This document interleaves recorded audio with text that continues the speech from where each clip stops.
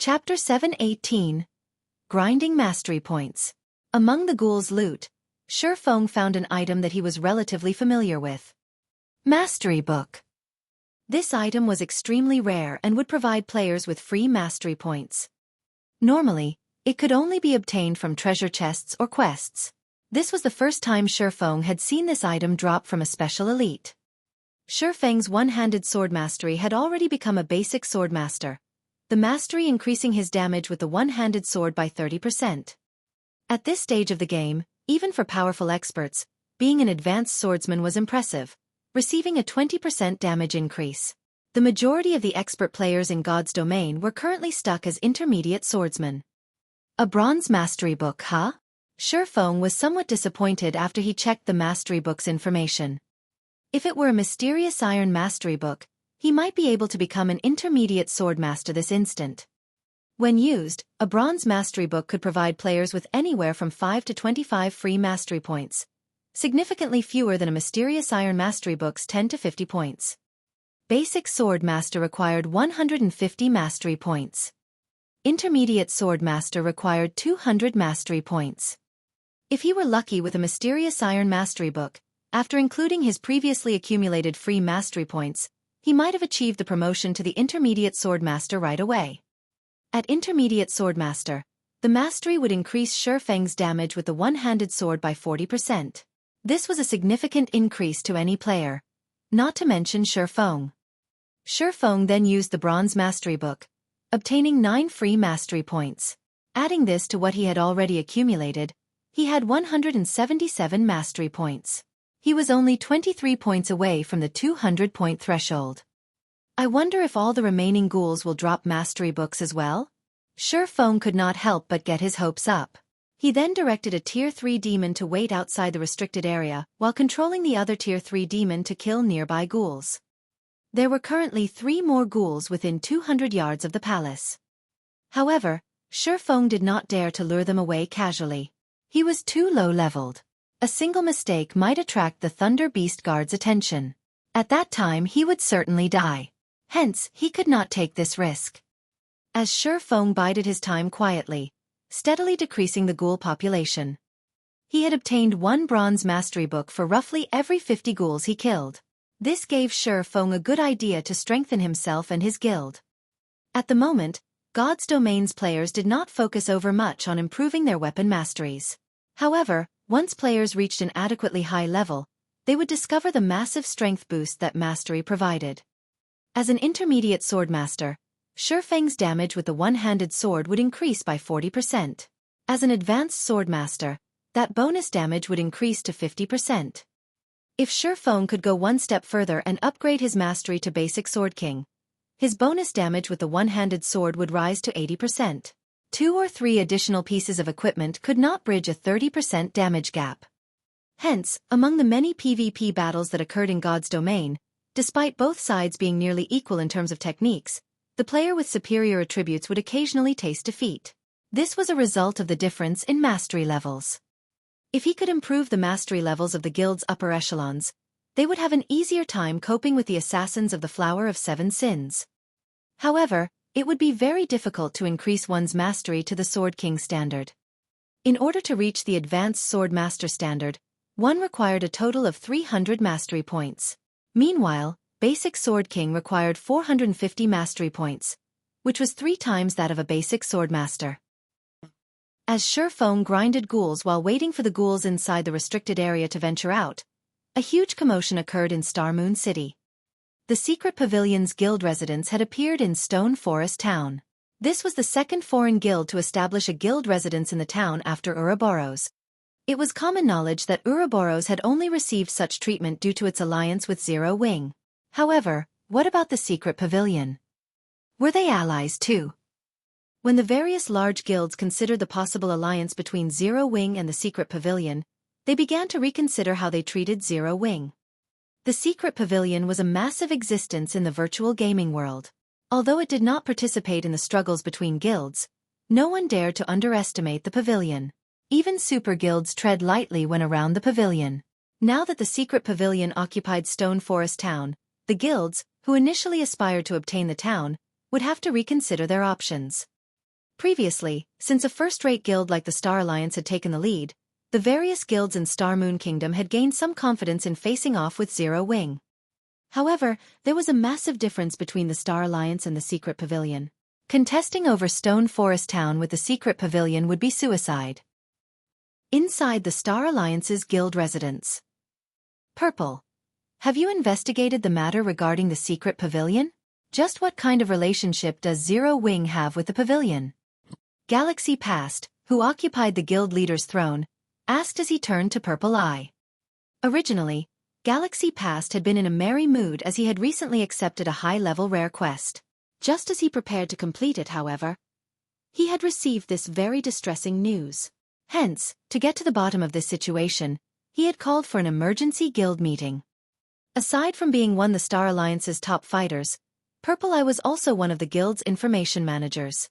Purple Eye also possessed some special connections of her own, which allowed her to obtain information that even the Star Alliance could not get its hands on.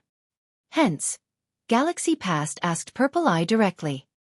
According to the investigation, the Secret Pavilion is not in an alliance with Zero Wing, Purple Eye said softly. However, the pavilion seems to have conducted an internal trade with Zero Wing. As to what the two guilds have exchanged, even my sources could not uncover that. A trade. Galaxy Past frowned. Black Flame really knows how to surprise people. The Secret Pavilion does not trade with others easily. Just in case, slow down our actions against Zero Wing. From now on, we should be more careful when dealing with Zero Wing. Let Open Source Corporation deal with them. Although the Star Alliance had the OSC's financing, that did not mean the guild would sacrifice itself for the corporation. In the Stoneclaw Mountains outer region. Snow, now that the Secret Pavilion has established a guild residence in Stone Forest Town, Galaxy Past must be pretty annoyed. Zhao Yueru could not help but smile when she read the report she had just received. It really makes you wonder just how Big Brother Black Flame managed it. He actually roped in the Secret Pavilion. As long as the pavilion intervenes, the Star Alliance will be powerless in the Stoneclaw Mountains. It is still too early to determine anything. No one knows exactly what the Secret Pavilion exchanged with Zero Wing. If the Secret Pavilion is really willing to help Zero Wing, it would have already declared Zero Wing to be its ally rather than let the situation remain uncertain. However, my guess is that the Star Alliance will not act drastically anytime soon due to its fear of the pavilion. We can use this opportunity to snatch some of the high-resource areas the Alliance currently occupies. Gentle Snow expressed her intentions after examining the report. Due to the Open Source Corporation's financing, the Star Alliance had grown significantly stronger over these past few days. They had both gained new members and improved the quality of their members' equipment. It was especially true for the consumables the guild supplied to its members. Ouroboros stood no chance against the Star Alliance. This situation allowed the Star Alliance to occupy many of the high-resource areas in the Stoneclaw Mountains outer region. This was the perfect opportunity for them to steal those high-resource areas. A group of black-cloaked players had gathered inside a bar in Stone Forest Town. These players were all very high-leveled, with the lowest among them being level 34. On Star Moon Kingdom's ranking list, they could all rank among the top 10. With their presence alone, these people had caused a chill to sweep through the bar, causing the other players around them to shiver in fear. These players shared a commonality. They all were independent players. None of them belonged to any guild. Suddenly, a young man in silver robes entered the bar, instantly breaking the silence. The group of cloaked players stood at attention at this man's arrival, watching him seriously. None of them dared to show any disrespect. Everyone, get ready. Open Source Corporation is already getting antsy.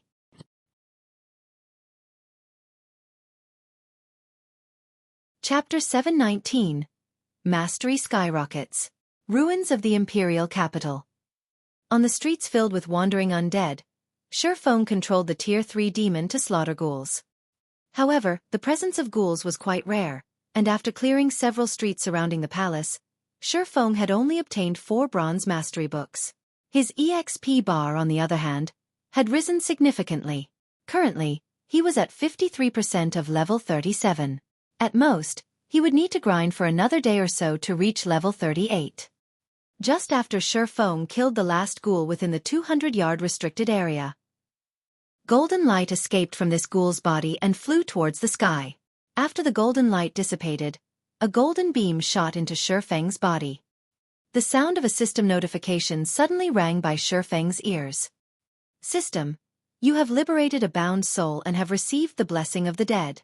For each ghoul you kill, you will increase your Thunder Beast Empire reputation by 1 point. Killing ghouls increases my reputation with the Empire? Xueqi suddenly understood how he could enter the palace. One could not casually approach a kingdom's or empire's palace. One first needed a certain amount of reputation. Unfortunately, neither a kingdom's nor an empire's reputation was easy to obtain.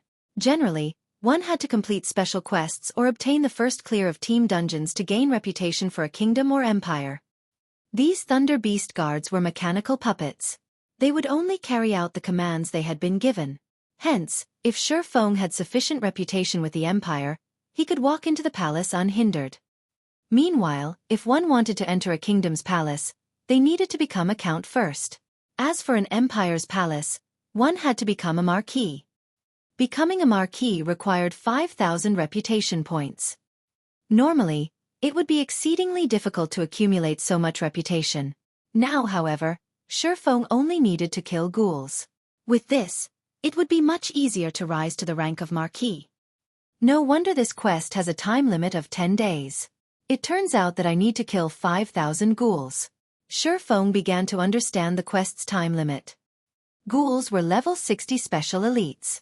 Moreover, there were also many suffering souls getting in the way. Xueqi would have no choice but to kill the elite monsters while hunting for ghouls. Even a level 60 ordinary expert would have to spend quite a long time killing a level 60 special elite ghoul. Each one could take anywhere from 7 to over a dozen minutes depending on the expert's strength. At that pace, even with 10 days, they would not be able to kill 5,000 ghouls. To Xueqi, though, this was not a problem. One level 52 tier 3 demon took less time to kill a ghoul than a 20-man team. Fortunately, Xueqi could control 2 tier 3 demons simultaneously. Following which, Xueqi began sweeping through the city for ghouls. Previously, as he had to wait for the ghouls in the restricted area to wander out, Xueqi's range of activity had been limited. Hence, his grinding efficiency had been very low.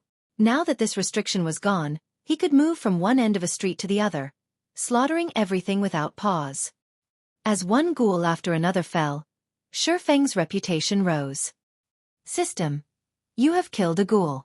Reputation in Thunder Beast Empire +1. System, you have killed a ghoul. Reputation in Thunder Beast Empire +1. System, you have killed a ghoul. Reputation in Thunder Beast Empire +1. After 3 hours, Xueqi's reputation had increased to 207 points. He gained reputation far slower than he had expected. Although he killed the special elites very quickly, there were only so many ghouls that appeared on a single street. He had to waste a lot of time moving from one ghoul to another, which significantly reduced his efficiency. At this rate, I will only complete this part of the quest if I grind non-stop for 2 days. The remaining time should be enough to lift the curse on the city and complete the quest.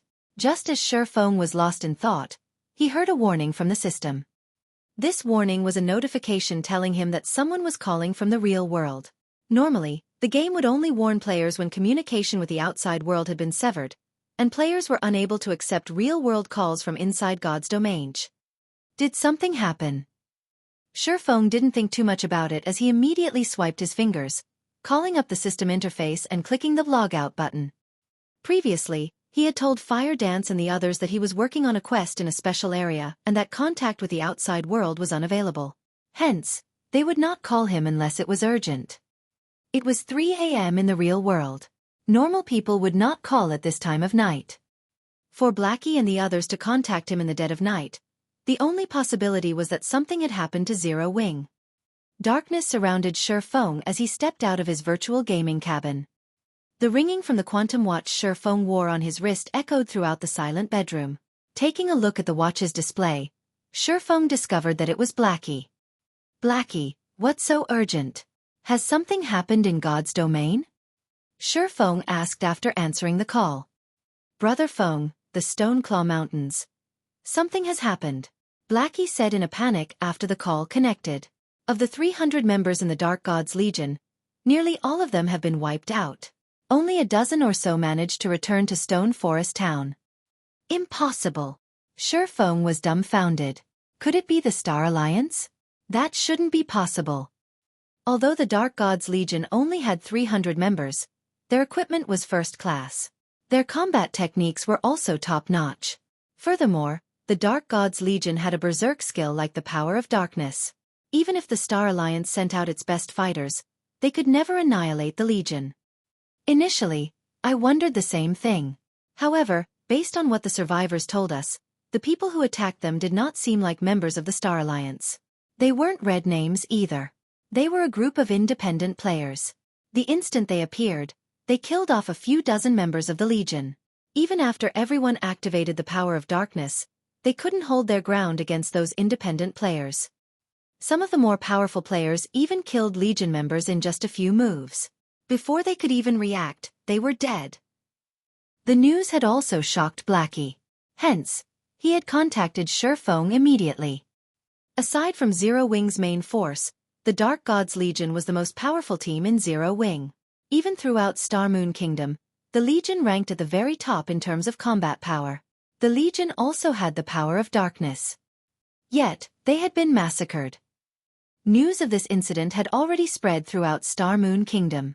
If they did not deal with this matter properly, Zero Wing's reputation would plunge to the darkest pits of the abyss. A group of independent experts with top-tier equipment and skills? Could it be the Flower of Seven Sins? Of all of Xueqi's possible enemies, only the Flower of Seven Sins was capable of such a feat. However, wasn't the organization's target Zero Wing's main force and upper echelon? Hearing Xueqi suggest that it was the Flower of Seven Sins doing, Blackie was momentarily stunned. Blackie agreed with Xueqi's deduction. Only, he never imagined that the Flower of Seven Sins would be so powerful. Initially, he had doubted that any power could easily defeat Zero Wing's Dark Gods Legion. Even if the Flower of Seven Sins took action, the organization would have to expend a lot of effort to take the Legion down. In the end, however, he had been sorely mistaken. If the Dark Gods Legion had already suffered such a fate, Zero Wing's main force was in trouble. "Brother Feng, what should we do?" Blackie asked, panicking.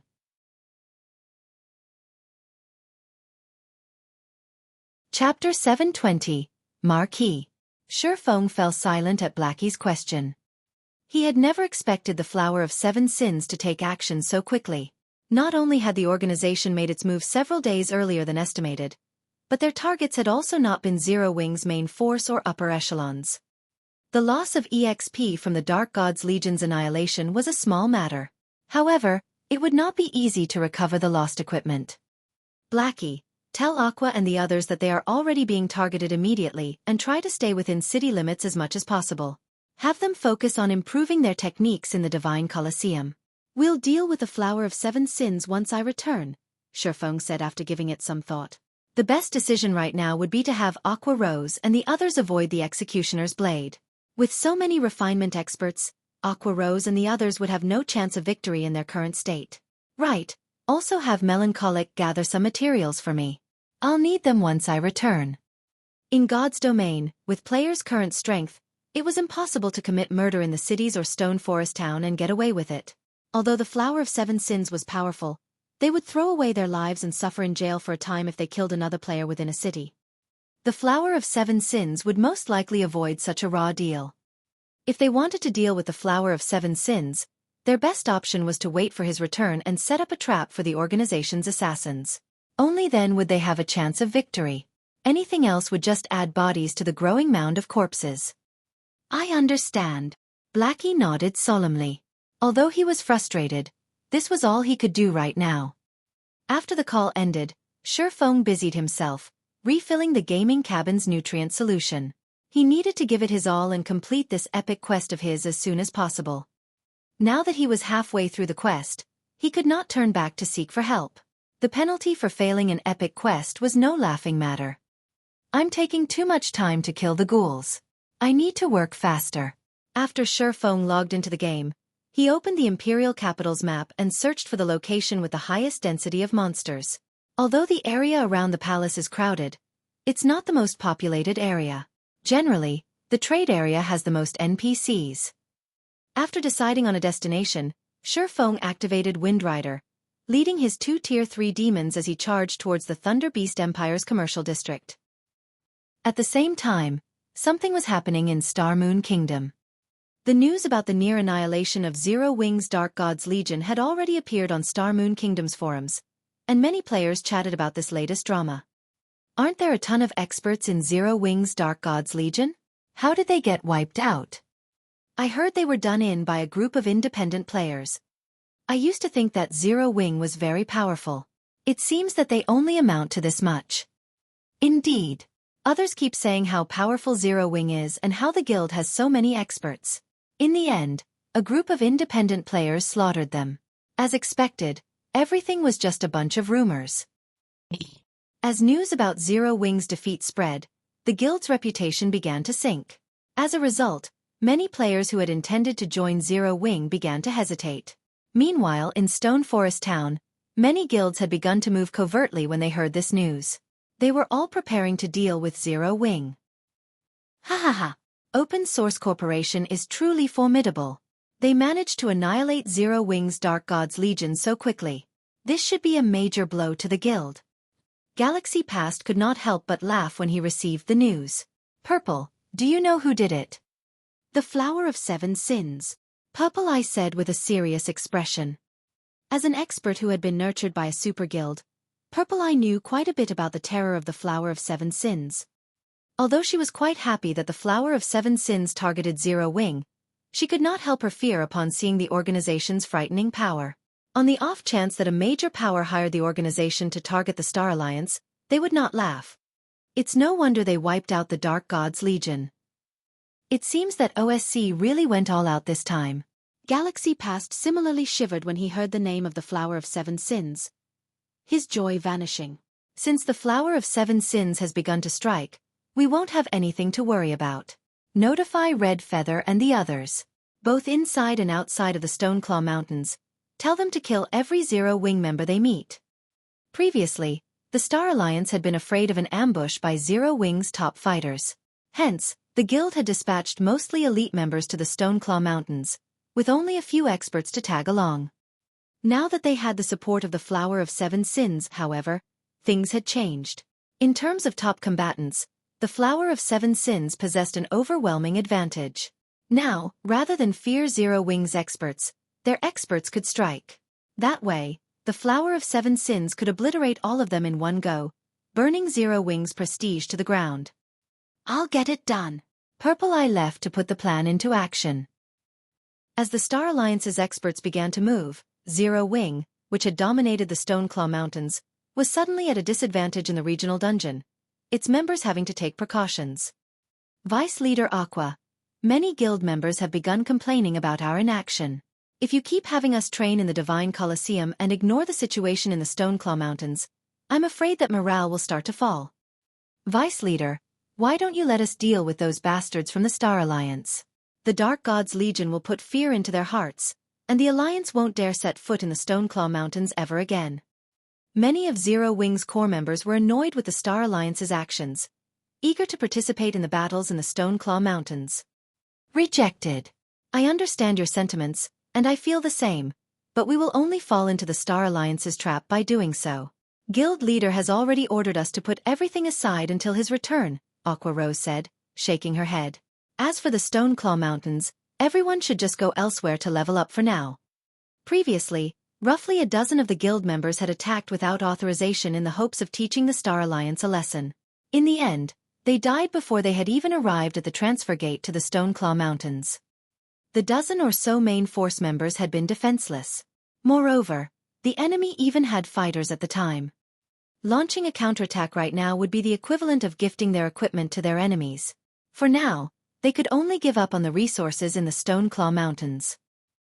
Meanwhile, inside the ruins of the Imperial capital.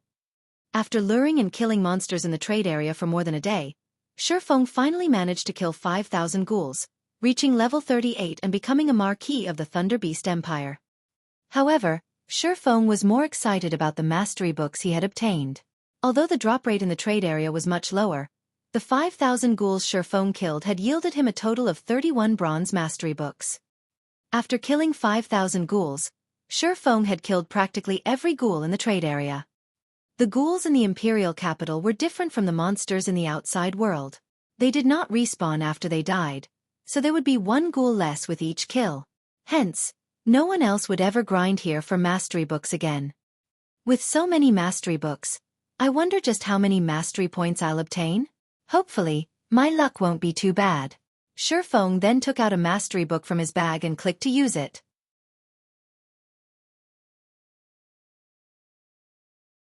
Chapter 721.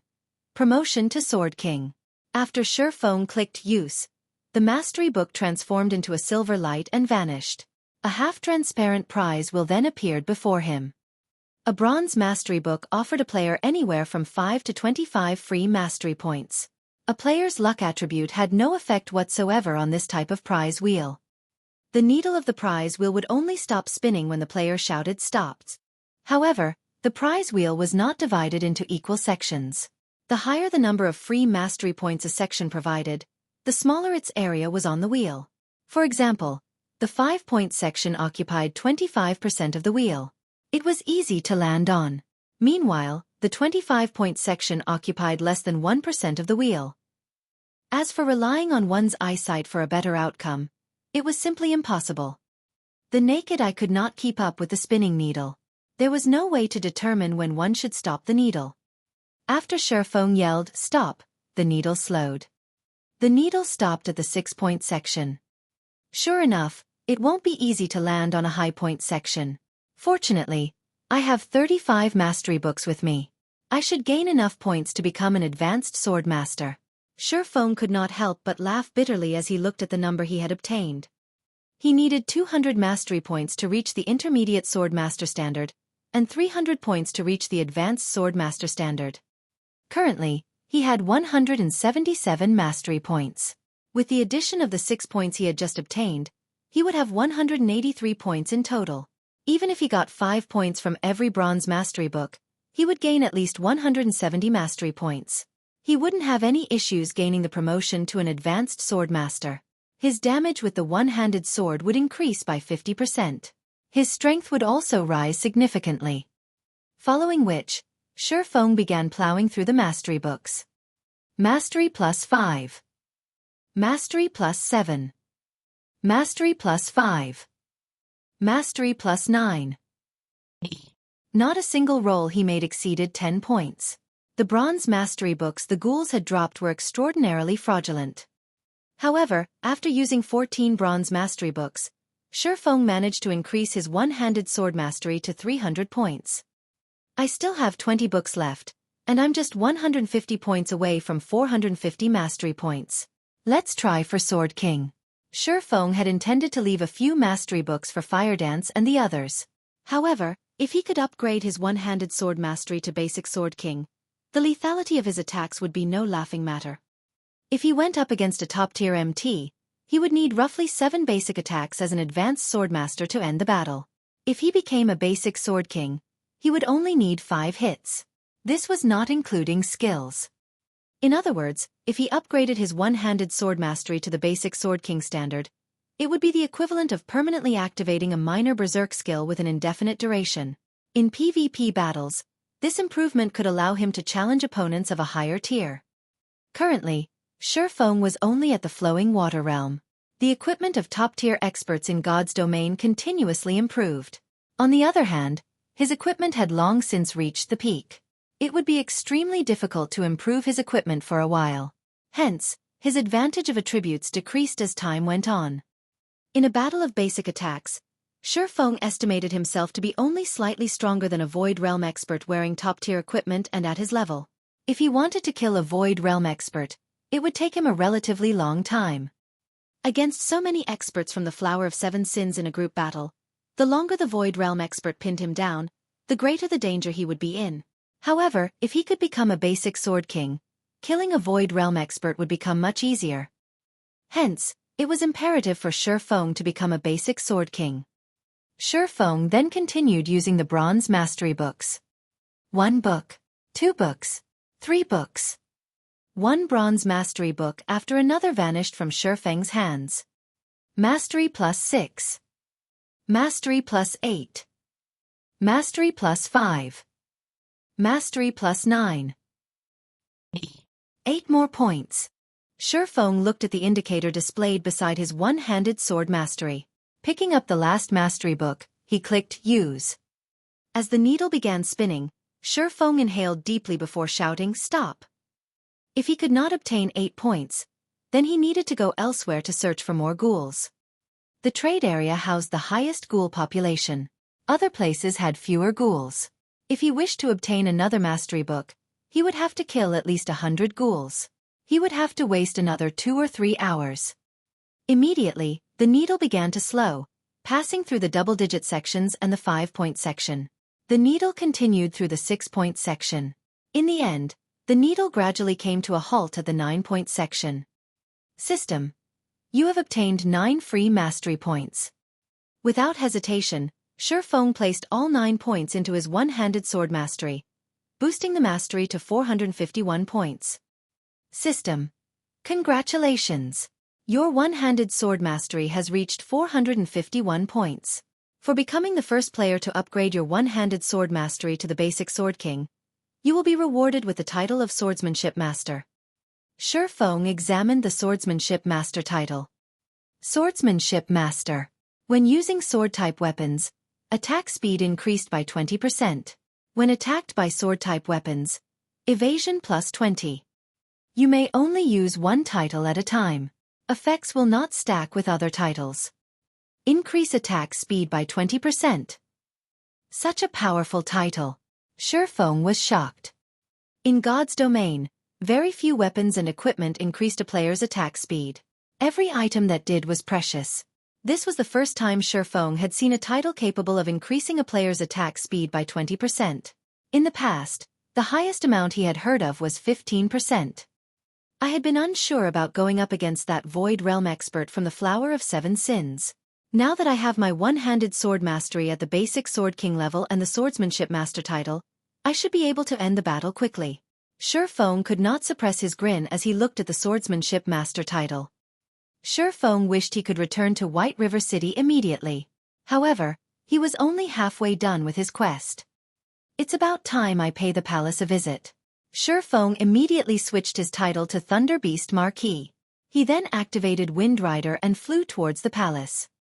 With his rank as a Marquis, none of the Thunder Beast guards on either side of the palace's main gate moved to stop Xueqi.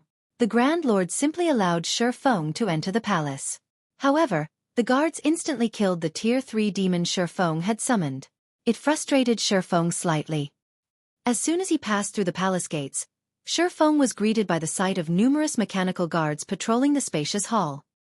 Thunder Beast Patrol, Great Lord. Level 200. HP? / Although these Thunder Beast patrols were not as strong as the Thunder Beast guards, they were far more of them. Each squad had 20 Thunder Beast patrols. Against such a force, even a level 200 Tier 4 player would have to tuck tail and run. If I had really tried to barge my way in, this would have been my grave.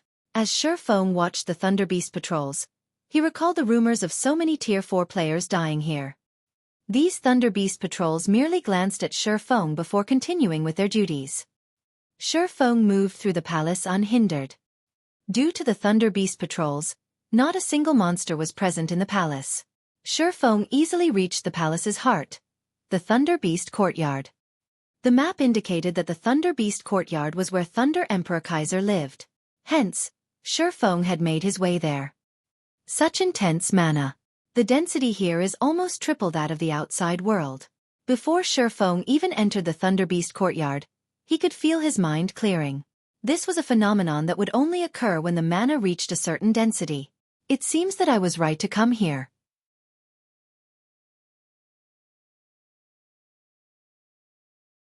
Chapter 722. Demigod. A curse that could plague the imperial capital would require an immense amount of mana to sustain. Hence, places with high mana density had a higher likelihood of holding the curse's source. Xueqi entered the Thunder Beast Courtyard. At this point, the once splendid courtyard had become a dilapidated ruin. Meanwhile, a 5-fold magic array enveloped something in the courtyard center. Xueqi could faintly see a bottomless pit in the center of the courtyard. This pit released a continuous stream of mana. However, unlike the mana Xueqi usually saw, this felt violent and cold. Just looking at sent chills down his back. Xueqi could not imagine what would happen if someone stayed near this mana for too long. If not for the five-fold magic array before him suppressing the mana, Xueqi did not doubt for a second that this mana would surge and flood the imperial capital in the blink of an eye. Could Emperor Kaiser have attempted to open the Endless Abyss? Xueqi suddenly recalled the Endless Abyss when he felt this cold, violent mana. The Endless Abyss had a vile environment, yet its mana density was astounding. With the combination of these two aspects, it birthed many horrifying monsters. There were some monsters that even gods feared. Hence, the gods had sealed the Endless Abyss. These frightening monsters wanted to claim God's domain as their own. Hence, the war between the human race and the Endless Abyss had never ceased. Rumors had it that Emperor Kaiser had reached the pinnacle of Tier 5 and was only a thread away from becoming a Tier 6 god. Xueqi could empathize with Emperor Kaiser. Although there was only a difference of one tier between Tier 5 and Tier 6, the power gap was like the difference between heaven and earth. One side was doomed to be devoured by the river of time, while the other was free of any bindings. To an emperor, nothing was more tempting than eternal life. Hence, there was nothing surprising about Emperor Kaiser trying to open a path to the Endless Abyss in search of a breakthrough. As Xueqi approached the bottomless abyss and was about to take a closer look at it, a chilling aura bound him, preventing him from moving. "Who are you? Why have you come here?" A cold voice dripping with power echoed from the bottomless pit. The voice was void of any emotion. "I am an adventurer. A great mage called Carrion Walker sent me here to lift the curse on the imperial capital, saving the suffering people within the city," Xueqi said slowly and truthfully, showing no resistance towards the person questioning him. "Carrion Walker?" the voice said with a hint of surprise. "I never imagined that little fellow would escape the capital with his life. He really is impressive. If I had not been swayed by my own feelings and my wish to improve myself, such a terrible disaster would never have occurred. Could you be the Thunder Emperor Kaiser?" Xueqi could not help his shock when he heard the disembodied words. Thunder Emperor Kaiser. I wonder how many years it has been since I last heard that name? That's right. I am Kaiser. However, Kaiser sighed and said, "It is unfortunate, but you have wasted your time by coming here. It is impossible to lift the curse on the city. You are simply too weak right now, and you cannot help me seal this abyss." "May I know how to seal it?" Xueqi probed, refusing to give up. If he gave up on the quest, only death awaited him. To seal this abyss, someone needs to suppress the mana temporarily. That way, I can form a new magic array to close off the Endless Abyss. Although Xueqi knew that he was not nearly strong enough, he gritted his teeth and asked, "May I know how powerful I need to be to suppress this mana temporarily?" "You must be a demigod," Kaiser said straightforwardly. When Xueqi heard the word demigod, he was confused. In God's domain, Tier 5 classes were considered saints, whereas Tier 6 classes were considered gods. What was a demigod? This was the first time Xueqi had heard this term in God's domain. It should be known that even if players at the very peak of Tier 5 or Tier 5 NPCs that could rival Tier 6 gods, nobody had ever been referred to as a demigod. You are too weak, so it is expected that you do not know about demigods. As if he understood Xueqi's doubts, Kaiser began explaining, "The difficulty of crossing the threshold of Tier 5 and becoming a Tier 6 god is much greater than you imagine. Not only must you undergo a transition in your life orders, but you must also possess the immortal brilliance.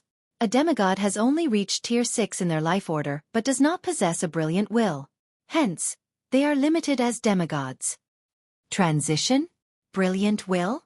Is this the requirement to become a Tier 6 class?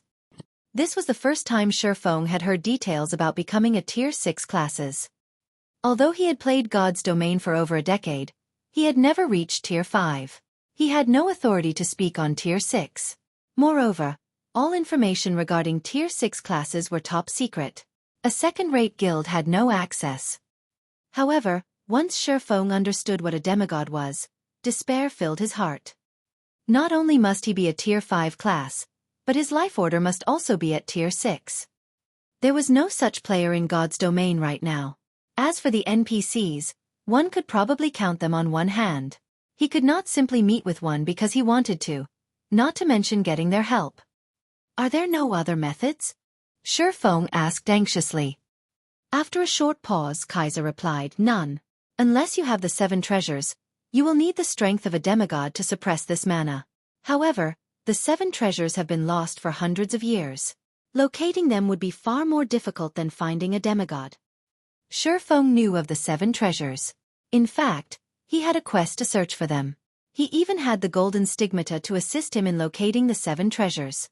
However, he had yet to find even one of the 7 treasures.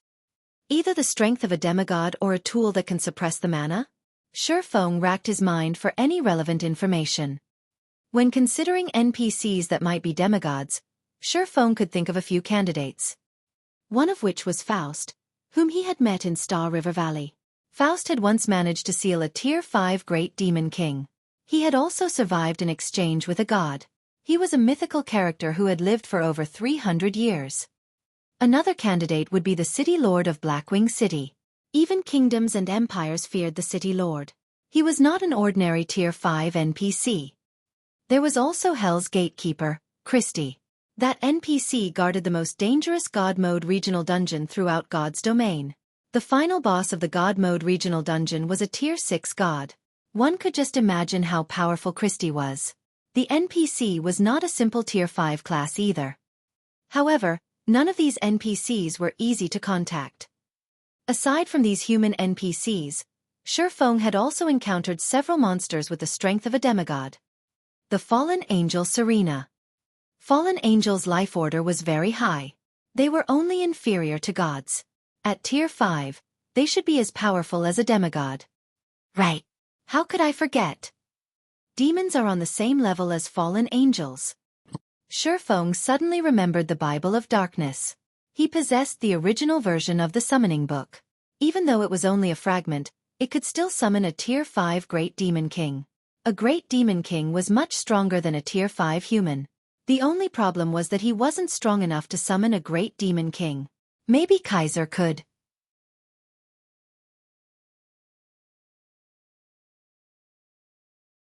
Chapter 723. Power of the Bible of Darkness. The Bible of Darkness was a treasure created by the Lord of Destruction. It possessed the power to rule over all demons, allowing one to become the Lord of Demons. Since ancient times, abyssal demons were one of the top races in the Endless Abyss and were one of the human race's greatest enemies. Even Tier 6 demons wandered in the Endless Abyss, not to mention Tier 5 demons.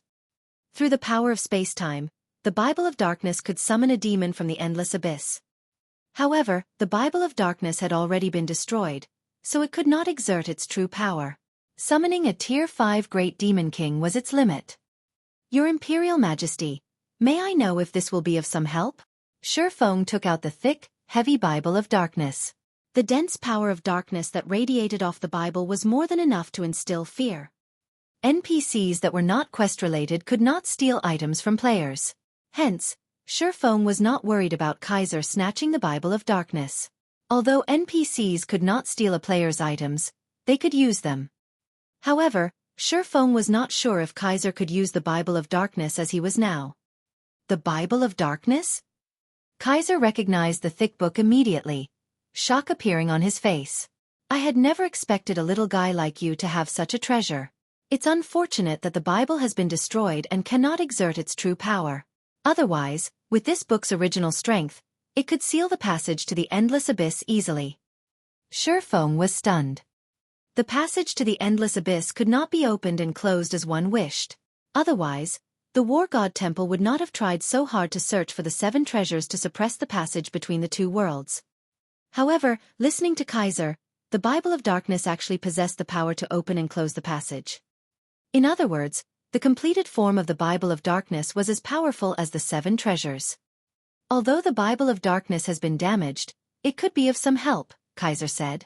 In the next moment, the Bible of Darkness flew out of Xueqi's hand and fell into the bottomless pit. Little guy, back away. At Kaiser's warning, Xueqi did not dare remain where he stood. Immediately, he turned and ran out of the Thunder Beast courtyard. The pressure exuded by a demigod-level existence was no laughing matter. Previously, Kaiser had used his aura to bind and render Xueqi immobile. If a demigod like Kaiser flicked his finger, Xueqi would likely turn to dust. After Xueqi fled the Thunder Beast courtyard, the mana density began to rise rapidly. In the next moment, a massive pair of gates made of bone appeared above the courtyard. Compared to the demon gates that appeared when Xueqi summoned Tier 3 demons, this demon gate was colossal. The demon gate loomed like a mountain, and the pressure it radiated warped the courtyard's atmosphere. This is the demon gate a demigod can summon? Xueqi finally realized how terrifyingly powerful the Bible of Darkness was after seeing the towering demon gate. It was no wonder why so many NPCs in God's domain were so keen to obtain it. The power he could currently exert with the Bible was just the tip of the iceberg. If the wielder could summon an army of demons during battle, who could stand against them? It was uncertain whether a Tier 5 player could even defeat a Tier 5 Great Demon King, not to mention a group of them. Moreover, said player would also have to face the Summoner, who was also a Tier 5 class. This alone allowed the Bible's wielder to defeat Tier 5 classes. If the Bible were complete, even at Tier 5, one could challenge Tier 6 God rank players and Tier 6 gods. As the gates slowly opened, a one-horned demon that was over 30 meters tall emerged. The demon's body was pitch black, and it wielded a sword covered in emerald fire. Xueqi felt his breath catch in his throat as the demon's dark eyes swept over him. Xueqi tried to appraise this one-horned demon's statistics. However, all he found was unknown. Since the demon's information was hidden from normal observation, he would have to move closer to use omniscient eyes. Despicable human! You have the gall to summon me, the great demon King Andos? Prepare to die! Andrus bellowed, glaring at the bottomless pit. The fire devouring his massive sword suddenly blossomed into a raging inferno. One swing was all it would take to destroy the Thunder Beast courtyard. So powerful! This is definitely the most powerful Tier 5 monster I have ever seen. Xueqi was shocked as he watched the Great Demon King. Despite standing so far away from the Demon King, its aura left him unable to move. This strength was so close to that of a true god. Of course, it was also possible that Serena, the Tier 5 fallen angel he had encountered before, had not displayed her true strength. Just as the emerald fire was about to descend, countless blue chains suddenly shot out of the bottomless pit, binding Andrus and his emerald fire. Andrus, don't try to resist. I have the Bible of Darkness. Even if you are as strong as I am, under the power of the Bible, you cannot strike against me. The Thunder Emperor threatened the demon in a low growl. Andrus moaned painfully. You demons are born with a higher life order than humans. However, there are also constraints on your power. If you submit now, I can allow you to retain your will. Otherwise, I will turn you into a puppet. I submit. In the end, the great demon King Andrus agreed reluctantly. Demons originated from the Bible of Darkness. They were born without the ability to resist the Bible. Although the Bible had been damaged, it contained enough power to compel a great demon king. Currently, only Tier 6 demon gods had the power to resist the Bible's restrictions. Suppress the mana from the abyss for me, Kaiser ordered, not wasting any time with nonsense. Having no other choice, Andrus controlled his endless emerald fire to seal the bottomless pit. Suddenly, the mana from the abyss was contained. The Thunder Emperor Kaiser then flew out of the pit. Xueqi could finally see the true Thunder Emperor Kaiser. The Emperor wore a suit of golden armor with a set of white robes. Electric arcs were faintly visible as they surrounded Kaiser. Two sacred swords hung from the Emperor's waist, one red and one blue. His smooth golden hair and young face left one speechless. Female players would consider this man to be a god of male beauty. Kaiser, Thunder Emperor. Human, Sword Saint. Level? HP? / After Kaiser emerged from the pit, he unsheathed his two sacred swords. As the blades left their scabbards, the surrounding space froze. It was as if the connections between the space around the swords and the outside world had been severed. What are those weapons? They can freeze the world around them. Xueqi's eyes nearly fell out of their sockets when he saw those sacred swords. Could one of them be one of the 5 fragments I am looking for? Just as Xueqi fantasized about the weapons, Kaiser used the twin swords to draw divine runes in the air before him. Divine runes of the highest quality formed, line after line. A short moment later, the Emperor had drawn over 100 lines of runes. The spell Kaiser was casting was far more complex than any Tier 5 spell Xueqi had seen before. Seal. God-banishing domain. With a shout, Kaiser brandished his two swords. A golden, six-fold magic array appeared above the palace. This magic array wrapped around the palace, sucking in the mana of the abyss like a hungry beast. This was the first time in his life Xueqi had seen anything so magnificent.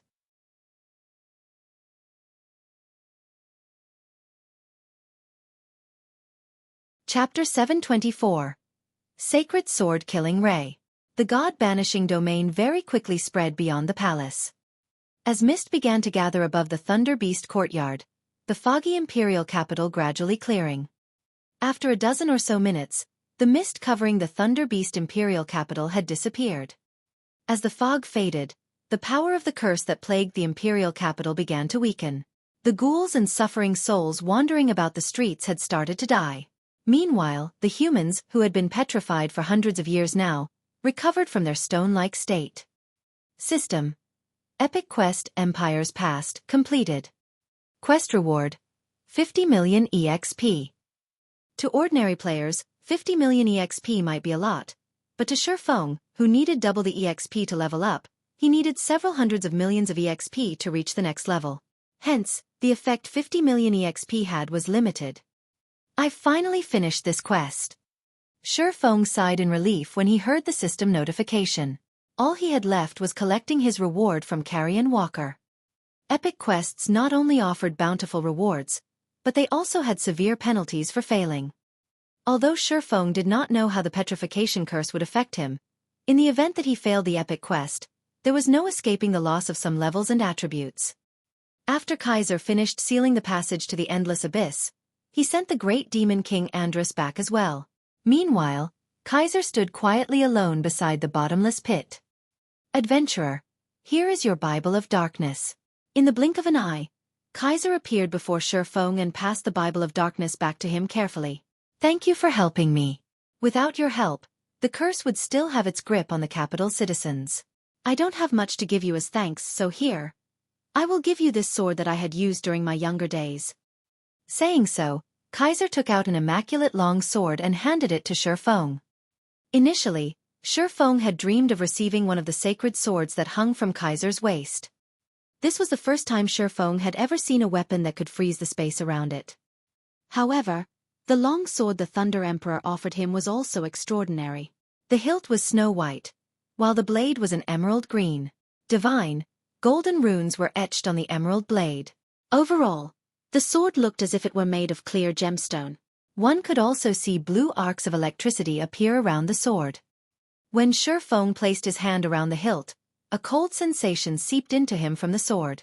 Suddenly, he felt his mind clear. When he moved the sword, he could feel space flow away from the blade.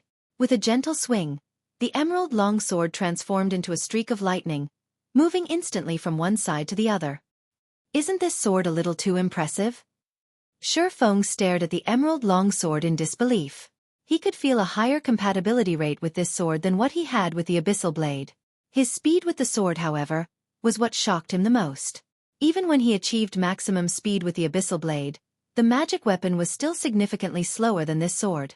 It was as if this sword could enhance his speed. "I happened to come across this sacred sword while exploring an ancient ruin. The sword's name is Killing Ray. I ask that you cherish it," Kaiser said. The Thunder Emperor could not help but reminisce about his youth when he looked at the emerald long sword. His Thunder Emperor title was largely due to this sacred sword, Killing Ray. When Xueqi heard of the sword's name, he immediately grew ecstatic. Killing Ray was one of the 36 famed swords in God's domain, and it was one of the fragments of Solomon's sword that he was searching for. Killing Ray was different from the abyssal blade. The abyssal blade was a magic weapon, but Killing Ray was not. No matter how often he used it, he would never have to fear a curse or backlash. Immediately, Xueqi called up the attribute panel for the sacred sword, Killing Ray. Killing Ray, one-handed sword, sacred sword, epic rank. Level 30. Level 120. Equipment requirement. Strength 700. Attributes adjust to user's level. Attack power plus 760, level 30. Strength plus 70, agility plus 64, endurance plus 55. Strength increased by 10%. Agility increased by 10%. Attack speed plus 20. Attack speed increased by 10%. Ignore 20% of the target's defense. All sword skills plus 2 levels. Ignore levels plus 20. All item level requirements reduced by 5 levels. Attacks have a 40% chance to trigger lightning, setting the initial attack speed as 50% of total attack speed and increasing damage by 240%. Additional skill 1 dash. Summon lightning. Summons lightning to deal 400% lightning damage to enemies within a range of 15 yards and inflict the numb effect for 5 seconds. Afterward, attack range increased by 20 yards for 30 seconds. Cooldown 5 minutes. Additional skill 2 dash. Thunder God's Descent. Become immune to all control skills, movement speed and attack speed increased by 150%, damage increased by 50%, and all damage received decreased by 50% for 30 seconds. Cooldown 1 hour. This sacred sword had been forged by the godsmith Arnold using a fragment from a mysterious sword. Killing Ray is one of the 36 famed swords of God's domain, ranking 20th. It was once used by the Thunder Emperor Kaiser. This weapon allows the user to move with the speed of lightning. When fighting darkness-type creatures, damage increases by 100%. Can be evolved. Cannot be destroyed. Such powerful attributes. Xueqi was stunned speechless as he examined Killing Ray's attributes. No wonder it ranks 20th among the 36 famed swords. Sure enough, it is even stronger than the Abyssal Blade. Regarding attack power or basic attributes, Killing Ray was much stronger than the epic weapon Petrified Thorn he had previously obtained. However, the sacred sword's attributes were not its most amazing aspect, nor was it the fact that it could not be destroyed and thus did not possess a durability limit or require repairs, nor the 100% damage increase towards darkness-type creatures. To players who love to PvP, its speed was the Killing Ray's most impressive feature. The passive skill Lightning allowed one's initial attack speed to start at 50% rather than 0. This meant that while attacking, players would not take as long to accelerate to a maximum speed. A player's sword draw would be much faster than normal. Following which, Xueqi immediately traded the Purgatory's Shadow for Killing Ray. To Xueqi, the requirement of 700 strength was nothing considerable. He had fully inlaid Tier 3 strength-type gemstones into his equipment. His strength attribute had long since exceeded the 700-point threshold. Instantly, Xueqi's overall attributes increased by a sizable chunk. Xueqi was currently level 38. Hence, the level of Killing Ray adjusted to match his level. The level 30 Killing Ray had offered 760 attack power. Now, that jumped to 1002. This allowed Xueqi's basic attack power to rise by several hundred points. Before equipping Killing Ray, with Xueqi's one-handed sword mastery at the basic Sword King standard, he would have needed 5 normal attacks to defeat an MT of the same level. Now, he would only need 4 hits. If he triggered consecutive critical hits, he could end the battle in 2 hits. So much strength. Xueqi could not suppress his shock after wrapping his hand around Killing Ray's hilt. With this strength, he was even more peerless.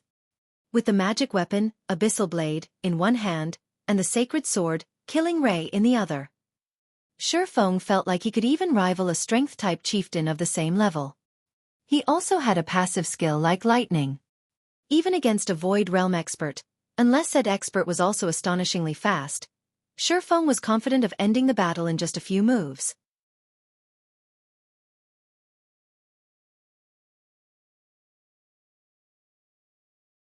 Chapter 725. Intermediate Magic Array. After completing the epic quest and obtaining the sacred sword, Killing Ray, Xueqi returned through the transfer passage to the Dragon's Maw's lowest underground floor. After leaving the special map, Xueqi used the activatable skill of the Aura of Space movement, to appear before Carrion Walker. Upon returning to Carrion Walker and the other NPCs, Xueqi noticed that these NPCs had grown significantly older. Although the petrification had allowed them to live for hundreds of years, once the curse lifted, time had begun to erode their bodies, causing them to age rapidly. At the end of the day, they were mortals, not gods. They could never break free from the shackles of time. If Xueqi had not hurried back so quickly, Carrion Walker and the others would have passed away. Young adventurer, thank you. I can already feel the curse in my body vanishing. With this, we can leave this world without regret. Carrion Walker looked at Xueqi and bowed deeply. He then took out a golden book and passed it on to Xueqi, saying, "This is our Thunder Beast Empire's prided magic array, the 9-star polar domain. Hopefully, it will be of help to you someday." Xueqi accepted the immensely heavy magic array illustration, excitement appearing on his face. Magic array illustrations were extremely rare in God's domain. The various kingdoms and empires were extremely secretive about magic arrays, each conducting their own research in the field. Naturally, any results were kept secret. Normally, when ordinary people used magic arrays, they relied on magic scrolls. The same was true for players.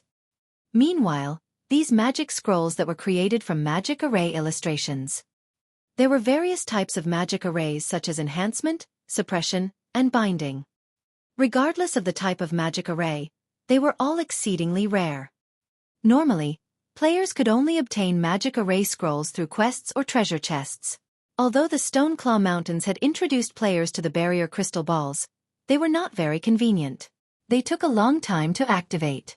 Moreover, the barrier crystal balls were not nearly as strong as the magic scrolls. Their capabilities were also limited. They were unlike magic scrolls, which could be activated swiftly with little to no restriction. Hence, magic array illustrations were rare and precious. If players wanted to research their own magic arrays, they would require a massive amount of time, energy, and resources. It was already exceedingly difficult for an ordinary large guild to obtain a magic array illustration, not to mention researching one from scratch. Now that he had obtained a magic array illustration, how could Xueqi contain his excitement? With the magic array illustration, Zero Wing could produce magic array scrolls without limit at the cost of a few materials.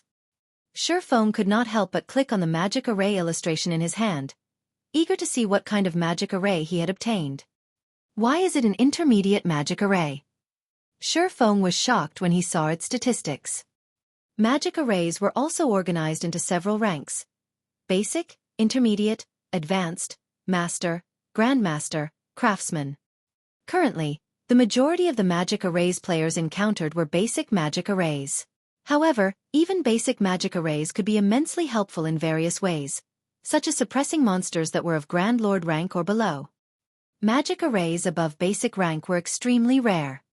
This was because intermediate magic arrays were capable of suppressing monsters of mythic rank and below. The final bosses of the current 100-man Hell Mode team dungeons were merely Grand Lords. With an intermediate magic array, players could easily suppress such a boss, reducing the dungeon's difficulty tremendously.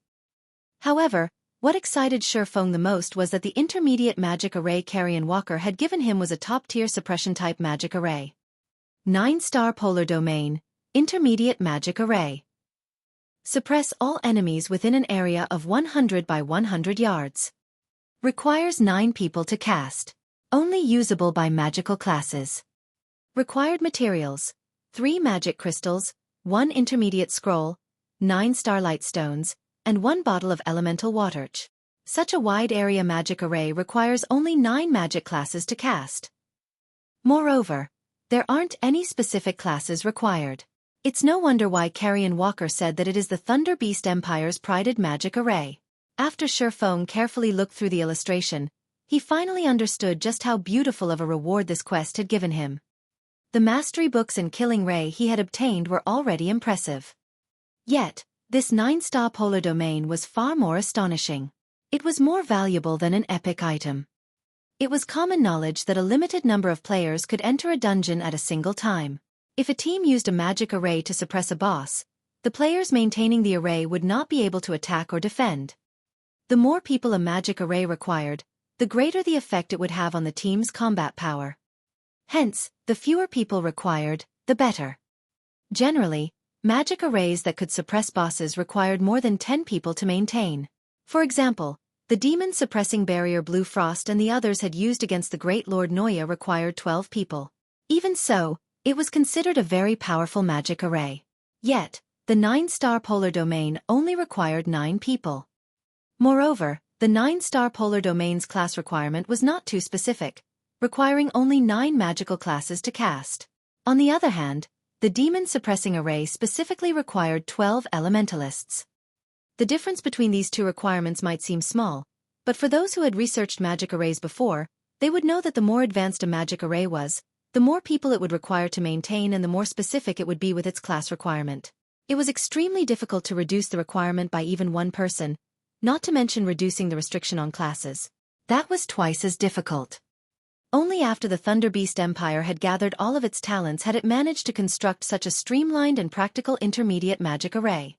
It would most likely be impossible for any other empire to produce such a magic array. Looking at this magic array now, Xueqi could not help but think of the Thunder Emperor Kaiser. Without any help, the Emperor had created a 6-fold magic array.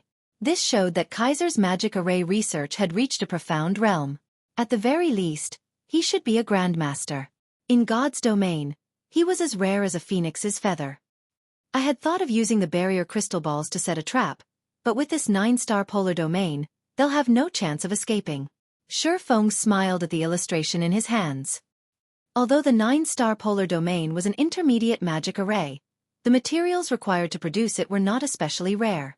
For starters, Zero Wing had no lack of magic crystals. Meanwhile, starlight stones were stones containing star power. Although they were somewhat rare, there were many places where one could harvest them. The rarest material required to make the 9-star polar domain was the elemental water. Elemental water could automatically absorb large amounts of mana. When used to produce magic scrolls, it could reduce the mana that the magic array required. It was very valuable. Aside from being used to produce magic scrolls, elemental water was also used in alchemy and forging. It was an item with a wide variety of uses. However, even in large-scale team dungeons, the drop rate for elemental water was very low. The various large guilds treated elemental water like a strategic item and would not sell any unless necessary. Of course, if Xueqi were willing to spend a little more money, he could obtain a significant amount.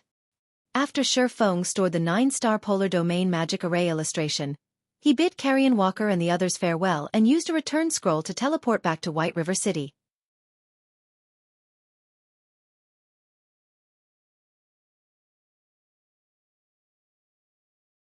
Chapter 726. Guild War. Ever since Stone Forest Town had fallen under Zero Wing's control, the town developed faster by the day. Due to the Stoneclaw Mountains, Stone Forest Town had already become a haunt for elite players. Various facilities constantly emerged within the town undergoing endless changes and improvements. At this point, the town had 6 smithies. There were over 20 hotels. Even though more players had gathered than before, there were no longer the long queues there had been when the town had first fallen into Zero Wing's clutches. They no longer needed to wait several hours to repair equipment. However, ever since Zero Wing had given up on developing the Stoneclaw Mountains itself and shifted its focus towards conquering team dungeons and leveling up elsewhere, Stone Forest Town's atmosphere had grown extraordinarily intense. It felt as if a war would break out between the guilds at any time. Although Zero Wing had given up on developing the Stoneclaw Mountains, the number of guilds replenishing their supplies in Stone Forest Town had never diminished. On the contrary, more guilds arrived each day. This allowed Zero Wing's income of magic crystals to remain steady. The various large guilds were extremely envious, and they all hungered to replace Zero Wing as Stone Forest Town's manager. Inside the Secret Pavilion's guild residence. Uncle Yuan, you called us here so suddenly. Did something major happen? A young man asked. This youth wore silver scale armor and carried a heavy greatsword on his back. His expression was indifferent, and he wore his red hair in a spiky style. The youth radiated a suffocating bloodthirst that prevented anyone from approaching him casually. Moreover, this youth's level was very high. He was a level 34 berserker. He could rank at the very top of Star Moon Kingdom's ranking list. Aside from this youth, there were also quite a few young men and women waiting in the guild hall. These men and women also had very high levels, with the lowest among them being level 33. The weakest piece of equipment they wore was level 30 fine gold rank. Even in first-rate guilds, such high-leveled and well-equipped individuals were extremely rare. However, almost 100 of such players stood in the Secret Pavilion's guild hall. Of course, something good has happened. Cold Autumn, don't tell me you've forgotten why the guild leader told you to come here? Yuan Tixin, who had already reached level 35 and currently wore a set of long, black robes, said, chuckling. Every major power would nurture their own experts. Meanwhile, Cold Autumn was the most outstanding individual among the new generation of the Secret Pavilion. He was also a genius, recognized by many of the guild's elders and founding members. Ha! Has the Flower of Seven Sins finally started to take action? Cold Autumn asked excitedly. To let them, the guild's new generation, learn the strength of the Flower of Seven Sins, their guild leader had sent them on a trip to Stone Forest Town. This would show them of the difference between their power and the organizations. At the very least, they would not remain ignorant like frogs at the bottom of a well. Although the Secret Pavilion was a powerful force in the virtual gaming world, compared to the incomparably mysterious Flower of Seven Sins, the pavilion was almost nothing. After all, the Flower of Seven Sins was an organization that struck fear even in the hearts of super guilds.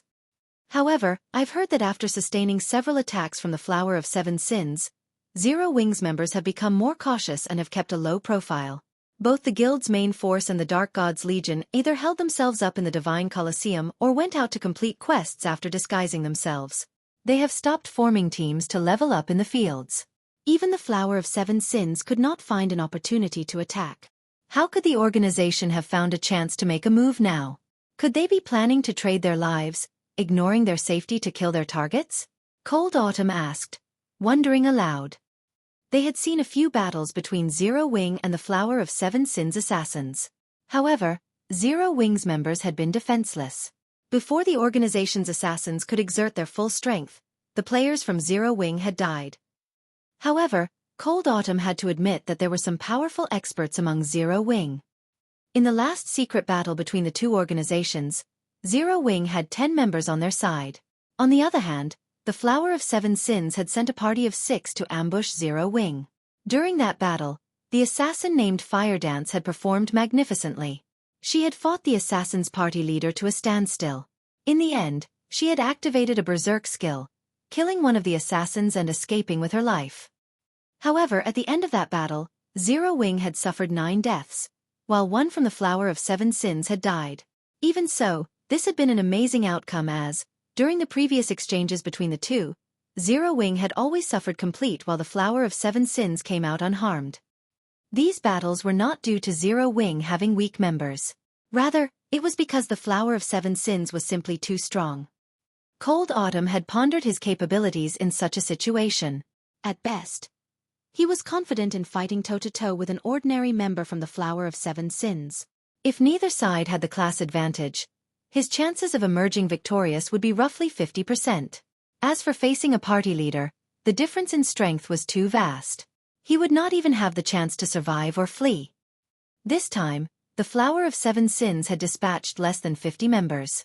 Meanwhile, those capable of becoming a party leader in the organization would be, at least, a Flowing Water Realm expert. Cold Autumn himself was merely a half-step refinement realm expert. Without much of a difference in terms of basic attributes, he had 0 chances of winning against a Flowing Water Realm expert. Not to mention, his equipment was inferior to the Flower of Seven Sins party leaders. Not only could their equipment rank at the very top of God's domain, but the party leaders had also learned many rare skills. Every one of them possessed powerful berserk skills and were all inhumanely strong. Hence, Cold Autumn admired Fire Dance. The fact that Fire Dance could contend with a party leader and had even killed a party member before escaping showed that she was far stronger than he was. However, part of the reason that Fire Dance could achieve this feat was due to her attributes surpassing the Flower of Seven Sins party leader. She even had a berserk skill with a lengthy duration of 10 minutes. Without these advantages, she, too, would have shared the same fate as her team members. It's not the Flower of Seven Sins. It is the Star Alliance, Yuan Tixin said, shaking his head. Hasn't the Star Alliance been focusing on developing the Stoneclaw Mountains? Why would they suddenly want to conquer Stone Forest Town? Cold Autumn did not believe that any power in God's domain was capable of occupying Stone Forest Town.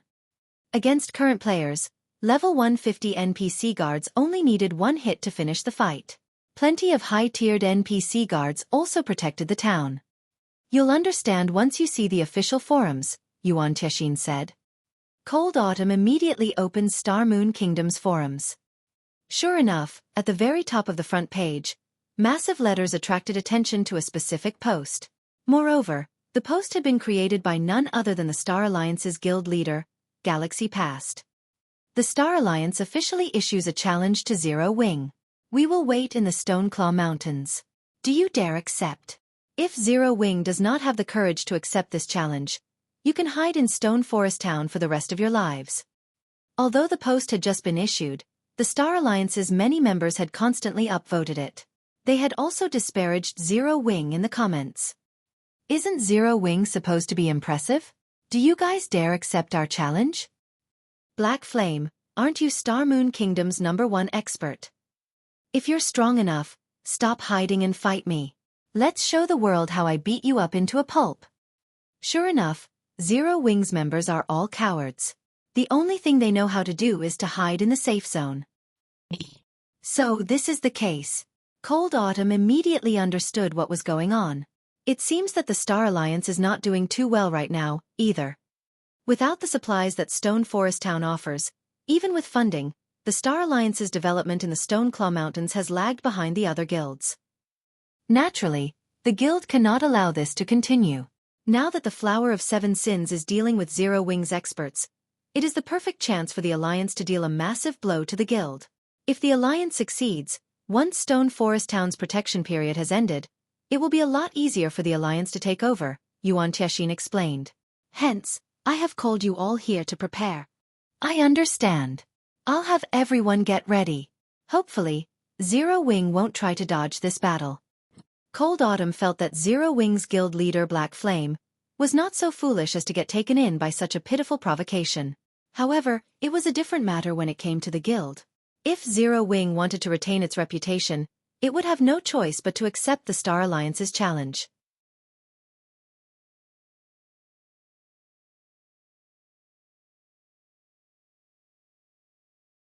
Chapter 727 War.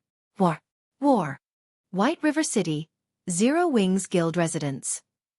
Due to the Star Alliance's sudden provocation, Zero Wing was in disarray. Previously, the guild's lack of response towards the Dark God's Legion's annihilation had caused many members within the guild to feel dejected. If not for Aqua Rose holding everyone back, many members would have rushed to the Stoneclaw Mountains to seek revenge. Now that the Star Alliance had launched such a challenge as well, how could they contain their anger? As it was difficult to locate a small number of independent players, they could have ignored the previous assault. However, it was a different story with the Star Alliance. Their enemy had even prepared a battlefield. Even if the Star Alliance was a first-rate guild and had set up a trap, they needed to show everyone that Zero Wing was not a guild to provoke. At worst, they just have to die once. Vice Leader Aqua, everyone in the guild is ready to fight. If you give the word, we'll leave immediately and annihilate the Star Alliance. Many core members stepped forward and declared. Zero Wing was no longer the weak upstart guild it had been before. Now, it was White River City's overlord. The guild already had over 100,000 members. They even had close to 20,000 elite members. Although the others were not elites, they were not far from it, either. They could definitely put up a fight against the Star Alliance. You guys are taking this situation too lightly. Since the Star Alliance has dared to provoke us openly, they are confident in defeating us. Moreover, the Star Alliance is not our only enemy, Aqua Rose said, shaking her head. After seeing that forum post, it would be a lie if she said she wasn't enraged. If she were an ordinary guild member, she would have torn apart the Star Alliance's members on the battlefield by now. However, she was not an ordinary member of the guild, so she could not do so. She had to consider the guild as a whole. As long as it was not one of the guild's important figures, even if they died tens of times, it would not impact the guild. However, if every elite member died even once, the guild would be wounded. If that happened, the best-case scenario would be the guild's development slowing down and losing its previous advantages. In a more severe case, the guild's development would stagnate, and from then on, the guild would no longer be able to contest for supremacy over God's domain. All of their time and efforts would be for naught. Such a situation had occurred many times throughout the virtual gaming world's history. The guilds involved had long since been forgotten. Hence, a guild had to be extremely cautious with each step it advanced. Passion was not enough for a guild to become an overlord in God's domain. Otherwise, there would not be so few first-rate guilds. Yet, if Zero Wing, the overlord of White River City, did not respond to the Star Alliance's provocation properly, then any prestige the guild had gained would vanish like smoke. Who would join such a guild in the future? The Star Alliance has stooped low this time. They are actually using such a despicable tactic, Fire Dance said, frowning. However, if we accept their challenge, the Flower of Seven Sins will assist them from the sidelines, targeting our guild's experts.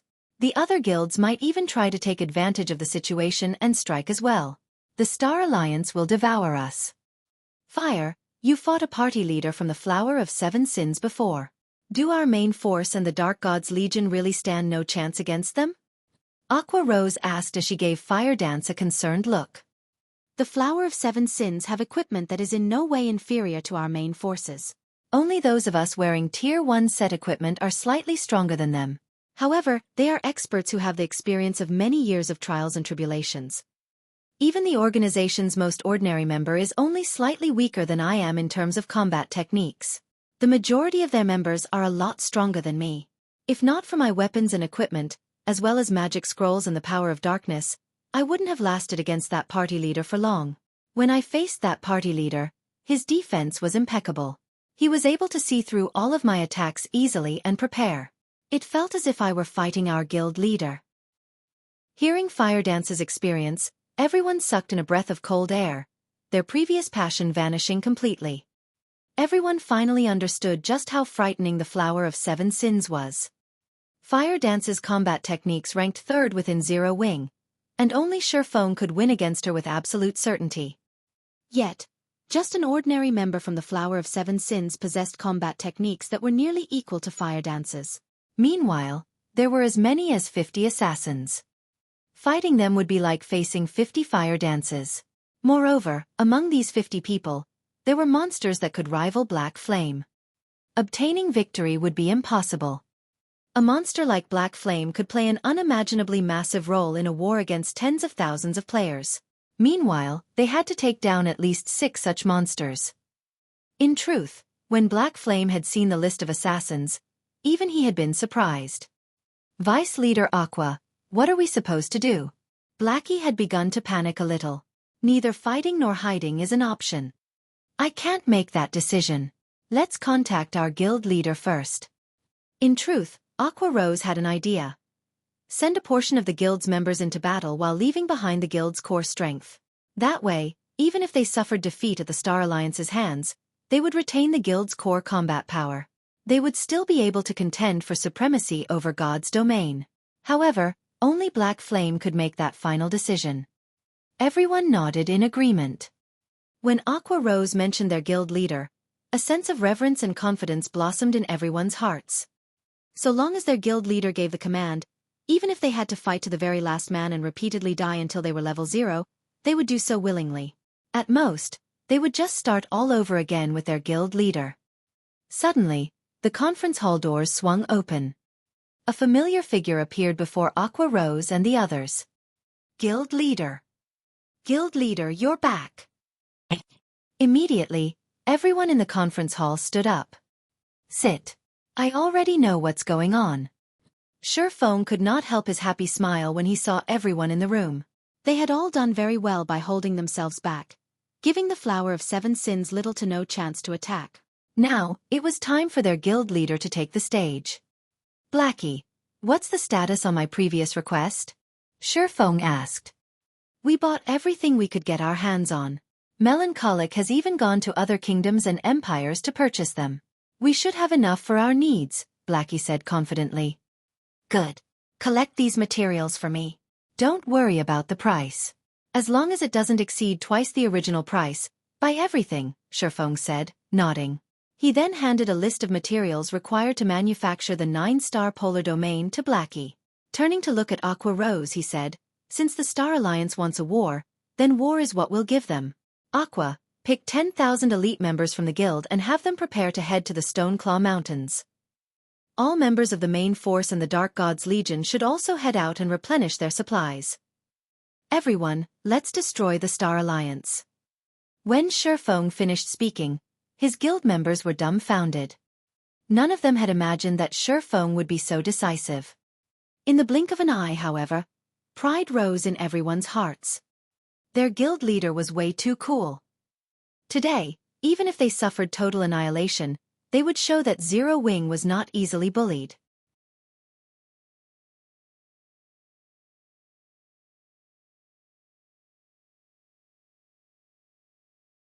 Chapter 728. The Popular Stoneclaw Mountains. After Xueqi finished delegating tasks, he headed to one of the special forging rooms in the candlelight trading firm. The Star Alliance had gone all out this time. Naturally, the guild would dispatch a large number of its elite members. Based on the information Aqua Rose had obtained, the Star Alliance had dispatched more than 80,000 elite members. The Alliance had sent more than 4 times what Zero Wing possessed. Moreover, that was not the end of it. Aside from the Star Alliance, the other large guilds had secretly dispatched a large number of players to help the Star Alliance. Over 120,000 elites had gathered. In a head-on clash, Zero Wing had 0 chances of victory. The Star Alliance also had the help of the Flower of 7 Sins experts. As long as the Flower of 7 Sins pinned down or killed Zero Wing's experts, they would have no hope of escaping the slaughter. Although Gentle Snow had said she would help, even if they included the power of Ouroboros, they still far from enough to secure a victory. Guild leader, here are all the materials that you requested, Melancholic Smile said as she entered the forging room. She proceeded to stack materials on the stone table. Melancholic Smile understood the Star Alliance's strength. Zero Wing had no chance against this opponent. Yet, during such a crucial period, Xueqi shut himself away in this forging room, producing items. She was confused. Time passed little by little. The Star Moon Kingdom had gone into an uproar. The Star Alliance, a first-rate guild, was going to face off against Zero Wing in the Stoneclaw Mountains. How could anyone not be excited? Everyone was eager to see who would emerge victorious. On one side, the Star Alliance was a first-rate guild with a powerful background and countless members. Meanwhile, although Zero Wing did not have as many members, it had an army of experts. The guild even had a monstrous character like Black Flame. In the Stoneclaw Mountains outer region. Ever since the Star Alliance had declared war on Zero Wing, a large area in the outer region had been cleared out to act as the upcoming battle's battlefield. The Star Alliance quietly waited for Zero Wing to arrive. Guild Leader Galaxy, as we predicted, Zero Wing has begun to gather their members. It seems they plan to fight to the bitter end, Twilight Echo's guild leader, Glorious Echo, said, laughing. Guild Leader Echo, rest assured, we won't disappoint Miss Willow. As long as Zero Wing shows their faces, we will show them complete and utter annihilation. As for Zero Wing's experts, however, I will leave them for you, Galaxy Past said, similarly laughing. You can rest assured. The Flower of 7 Sins' reputation is not undeserved.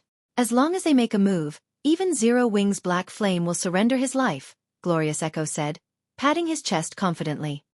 Previously, Glorious Echo had only heard about the Flower of 7 Sins. This time, he had witnessed the organization's power personally. No first-rate guild stood a chance against that power. Glorious Echo had rewatched the battle video of the Flower of 7 Sins facing the Dark Gods Legion more than half a dozen times so far. In terms of equipment, the Dark Gods Legion could rank at the top of God's domain. Even Twilight Echo's strongest legion could not compare to the Dark Gods Legion. However, what had shocked Glorious Echo the most was the Legion's Berserk skill. All 300 members of the Legion possessed a Berserk skill. After activating their Berserk skill, even the weakest member possessed the strength to overwhelm a 5th-floor expert with top-tier equipment. Neither Twilight Echo nor the Star Alliance possessed more than 100 experts who had broken past the Trial Tower's 4th floor. Even a veteran guild like Twilight Echo only had around a dozen more of such experts than the Star Alliance. Meanwhile, these experts were considered the highest combat power first-rate guilds like theirs possessed. As for second-rate guilds, even having 30 of these experts would be impressive. Yet, the Dark Gods Legion had 300. After watching the Dark Gods Legion, Glorious Echo finally realized why Black Flame had been so confident and had been able to look down at Twilight Echo, going so far as to pick a fight with Open Source Corporation. Even so, the Flower of 7 Sins' 50 players had wiped out the Dark Gods Legion's 300. Despite the numerical advantage, the Dark God's Legion had been nearly annihilated, while the Flower of Seven Sins had not suffered even a single death. The difference was massive. "I'll have to thank you for that, then," Galaxy Past laughed.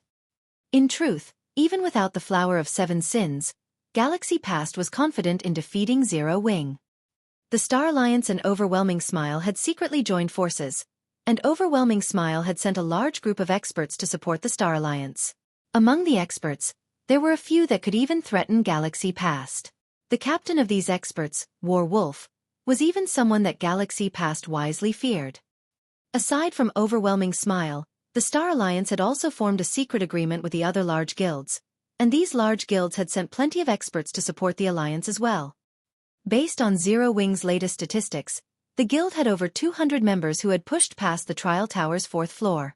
There was not a single guild within Star Moon Kingdom capable of coming close to this number.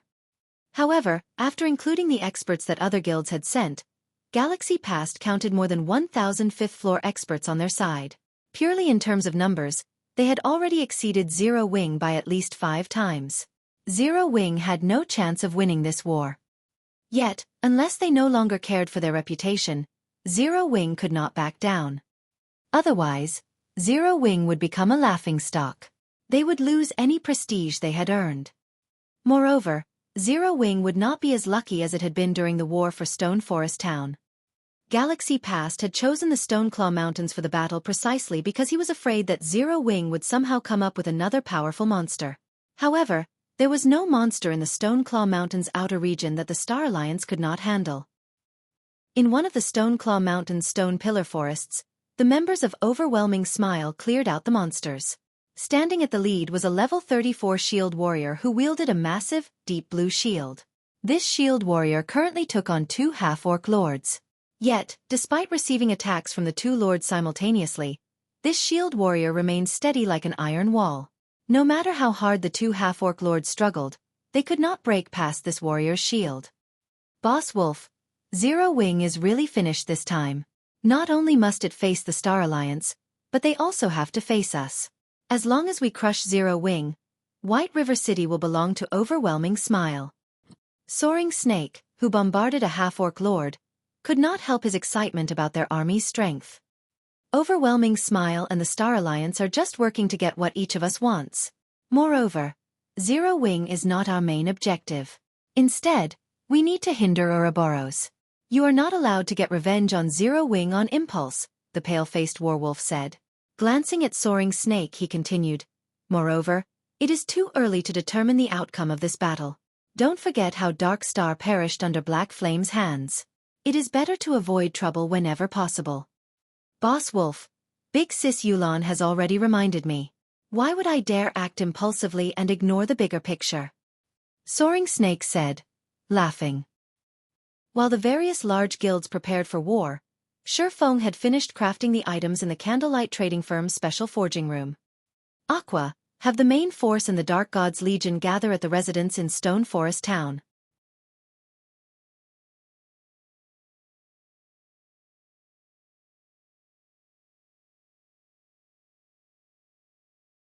Chapter 729. Rules of War. Stone Forest Town.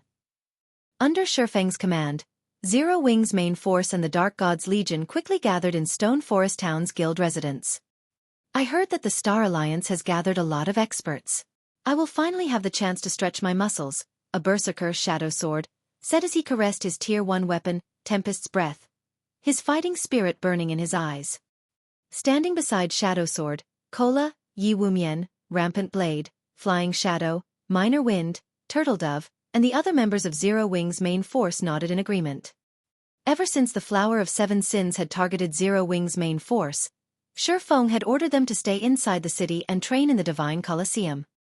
Although their EXP bars had barely moved over these past few days, their combat techniques had improved significantly. Everyone's skill completion rates, in particular, had improved by leaps and bounds with the help of the 100-berry wine. Previously, only Fire Dance, Violet Cloud, and Aqua Rose could maintain their skill completion rates at 85% and above. Now, however, they could do so as well. Although their techniques were still weaker than Fire Dance and the other 2 women, with their top-tier equipment and Tier 3 gemstones, the Flower of Seven Sins assassins should not mistake them for easy targets. After a short wait in the guild hall, Xueqi appeared in the residence's hall after using a guild transfer scroll. The Zero Wing members immediately saluted out of respect. "Aqua, have you finished organizing the magical class teams?" Xueqi asked as he turned to Aqua Rose. He had obtained plenty of information regarding the Star Alliance from Gentle Snow. With just 10,000 elite members, they had no chance against an army of more than 100,000 elite players. If they wished to challenge such a large army, they would have to rely on the 9-star polar domain. Meanwhile, it was safest for the players maintaining the intermediate magic array to have as much mana as possible. Hence, Xueqi had asked Aqua Rose to choose magical class players who had focused their free attribute points on intelligence. "Everything has been arranged. Following your instructions, I have formed 20 groups of 9 players. Every player has been supplied with plenty of isolation scrolls and invisibility potions," Aqua Rose reported. "All right. Give these to them. Each person will only get 1 scroll, no more." Xueqi revealed the newly produced 9-star polar domain magic scrolls. If one entered combat, one would lose the effects of both the isolation scrolls and the invisibility potions. However, they were very useful to an ambush. Suddenly, Melancholic Smile burst into the guild hall. Panting, she said, "Guild leader, I've brought what you've requested." "Good. Distribute them to the main force and the Dark Gods Legion. Each person will get 10 advanced frost grenades and 100 intermediate frost grenades. Additionally, members of the main force will get 2 glare bombs. Lastly, elite members participating in the war will each get 10 intermediate frost grenades," Xueqi instructed. The glare bomb was very easy for engineers to manufacture, and it did not share the same cooldown as the frost grenades. Furthermore, like the frost grenade, the glare bomb was an invaluable tool for war. Unfortunately, Xueqi had only found a single design. Even with the Starstreak trading firm's intermediate engineer producing them constantly, he had only managed to craft around 200 bombs, barely enough to supply the main force. Although Xueqi's words had been leisurely, his subordinates were shocked. They had used the frost grenade before. It was one of the guild's strategic items that they kept in reserve. However, though they knew that the items sold only in Blackwing City, none of them knew exactly where they could buy them.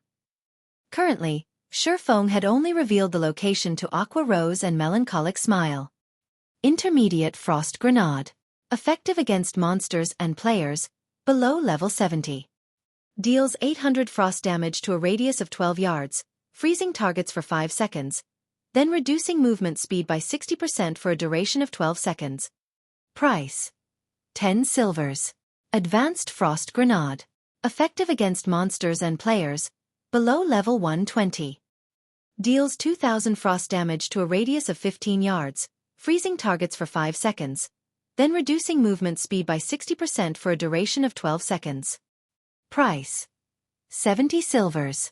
Although these tools would only be half as effective against players, it would still leave an impact. Only, these items were incredibly expensive.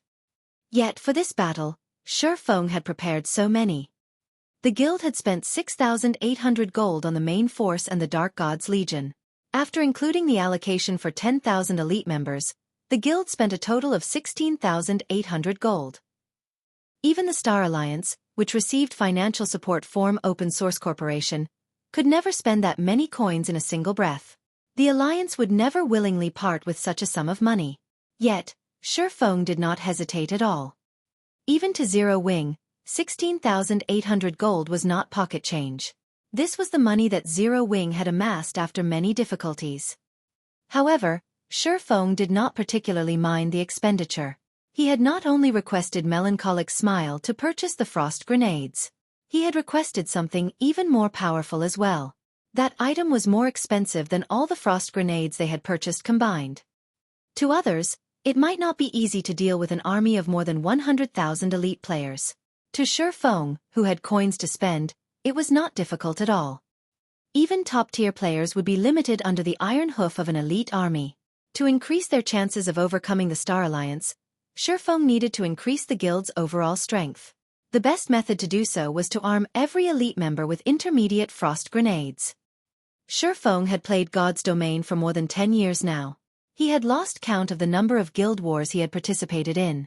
Hence, he was extremely familiar with how guild wars worked. To secure victory in a guild war, relying on elite and expert players was far from enough to emerge victorious. In God's Domain's battles, magical tools were crucial as well. Take the twin snake ring, which had once been famous throughout the continent, for example. It was a kind of strategic weapon that, even in the hands of an ordinary player, could send hundreds of thousands of elite and expert players running with their tails tucked between their legs. It was a weapon that could cause the various kingdoms and empires to tremble in fear. In the end, after the various kingdoms and empires had paid an unimaginable price, they managed to destroy the twin snake ring. Thus, in the past, the various large guilds had invested money desperately to research these items. Only, current players had yet to realize just how powerful magical tools could be. Hence, they felt that they could rely on numbers and experts to secure victory in battle. Even though the frost grenade's effects were halved against players, they were more than enough to give the Star Alliance's elites a run for their money. If used properly, the frost grenades could even teach the Star Alliance an important lesson.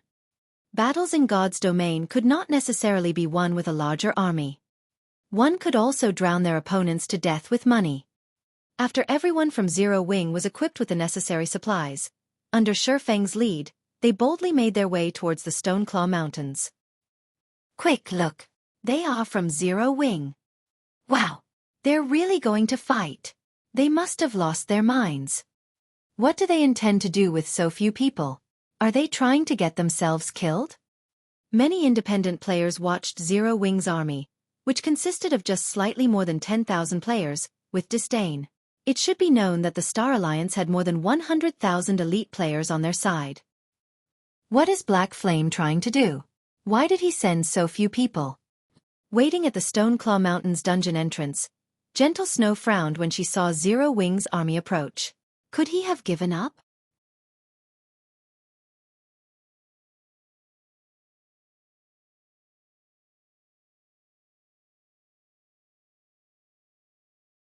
Chapter 730. Sword Drawn. Outside of the Stoneclaw Mountains transfer gate, Ouroboros's elite army waited for their allies. A battle involving hundreds of thousands of players was different from battles involving only hundreds or thousands of players. There were not many locations that could house a battle of that scale. It was even less likely to find a proper area inside of a dungeon. Before the war began, one had to organize their troops first. Charging into battle recklessly would only lead to one's doom. Hence, Gentle Snow held Ouroboros back from entering the Stoneclaw Mountains. Instead, she chose to wait for Zero Wing's arrival. Ouroboros was a first-rate guild. Although the guild had lost quite a few of its elites due to infighting, it still possessed the background of a first-rate guild. Moreover, due to its guild residence in Stone Forest Town, Ouroboros developed far faster than their competitors. At this point, God's Domain had already evolved from the era of coins to the era of magic crystals.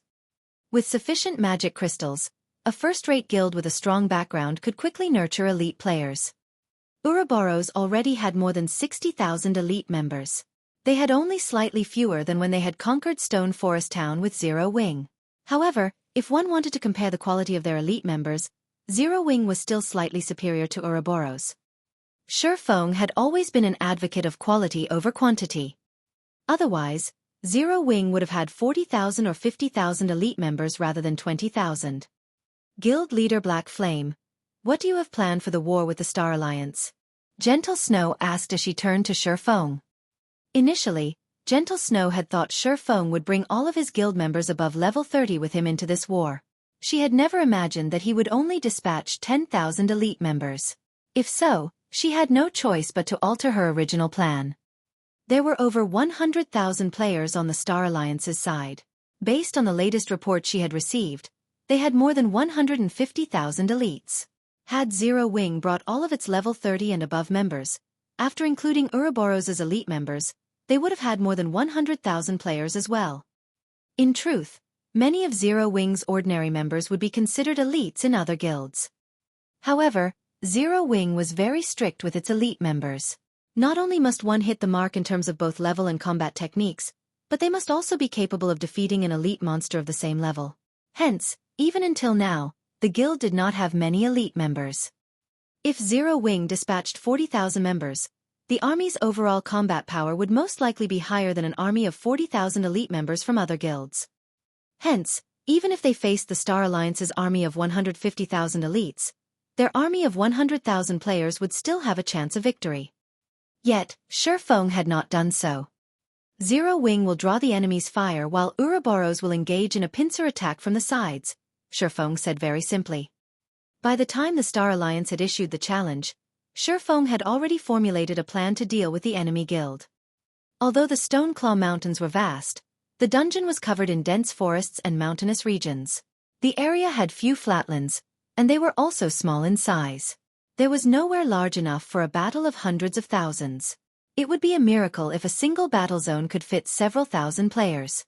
Hence, Xueqi had only chosen to dispatch 10,000 elite members. Had he dispatched any more, they would not have had enough 9-star polar domain magic arrays to go about. You really don't need any of our members? Gentle Snow placed great importance on this guild war. Ouroboros was already in the same boat as Zero Wing. If Zero Wing suffered defeat, Ouroboros would suffer in the Stoneclaw Mountains as well. The Star Alliance and their allies would make sure of it. They needed to defeat the Star Alliance no matter what. If they removed the Star Alliance from the picture, the other guilds would hesitate before moving against them. Of course, Gentle Snow had not forgotten about the issue with the Flower of Seven Sins. However, the Flower of Seven Sins assassins would only target Zero Wing's experts. They would not participate in the battle between elite members. Hence, they would not necessarily affect the war's outcome. As long as they crushed the Star Alliance's elite army quickly, the Star Alliance would struggle to return to prominence. No need. I have already prepared. When the time comes, you just have to remember your desire to eliminate the Star Alliance, Xueqi said, his lips curling into a confident smile. Following which, after both guilds finished preparing, they entered the Stoneclaw Mountains. Main force, follow me. The Dark God's Legion will act as the spearhead and penetrate the Star Alliance's core. Everyone else, as we discussed, split up into 10 legions and advance slowly. Xueqi shouted his orders after entering the Stoneclaw Mountains. Xueqi's decisions had confused Aqua Rose and the others. In such a massive battle, he wanted all of Zero Wing's experts to gather in a single location. They would be throwing away an expert's advantages on a battlefield. On such a large battlefield, their enemies would scatter. By concentrating all of their experts into a single point, although their combat power was astounding, they would only be able to claim a limited number of lives. They wouldn't be nearly as efficient on the battlefield as they could be. All right, enough daydreaming. Move. Xueqi commanded. Naturally, he understood everyone's concerns. However, he did not have time to explain his plan.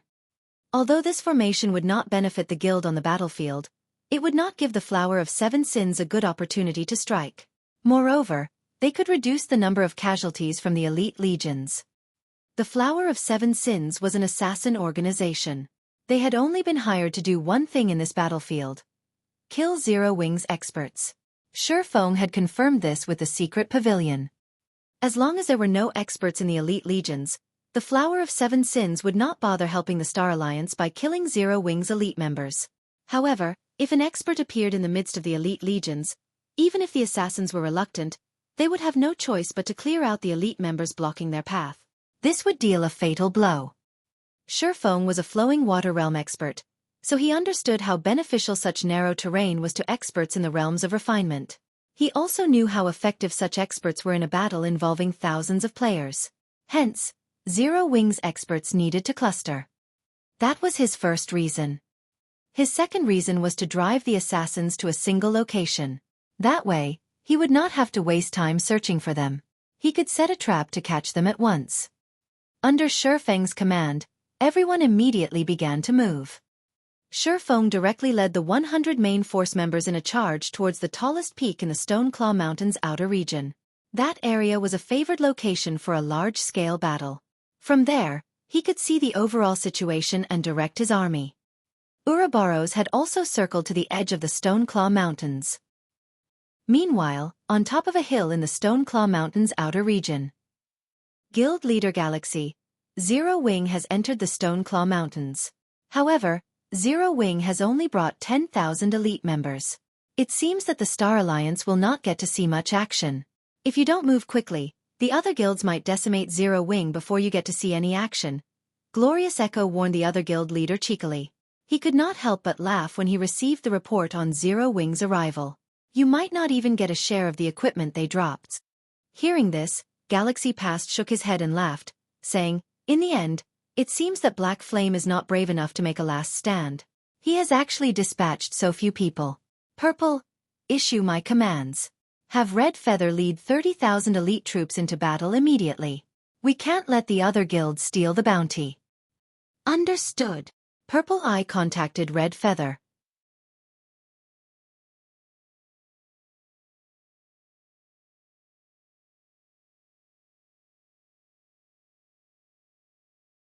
Chapter 731. Flurry. After the large guilds received the reports that Zero Wing had dispatched 10,000 elite members to the Stoneclaw Mountains, they began to mobilize their troops. Although the various large guilds had only dispatched a small number of elites and experts, there were over a dozen large guilds aiding the Star Alliance. In fact, the total number of elites and experts the various large guilds had sent was only slightly lower than the Star Alliance's army. Overall, they had more than 70,000 players. If the various guilds went all out, they could gather more elite players than the Star Alliance and Ouroboros combined. 10,000 elites won't even be enough to fill the gaps between our teeth. Sure enough, Zero Wing is only here to make an appearance. They don't have the courage to face us all out.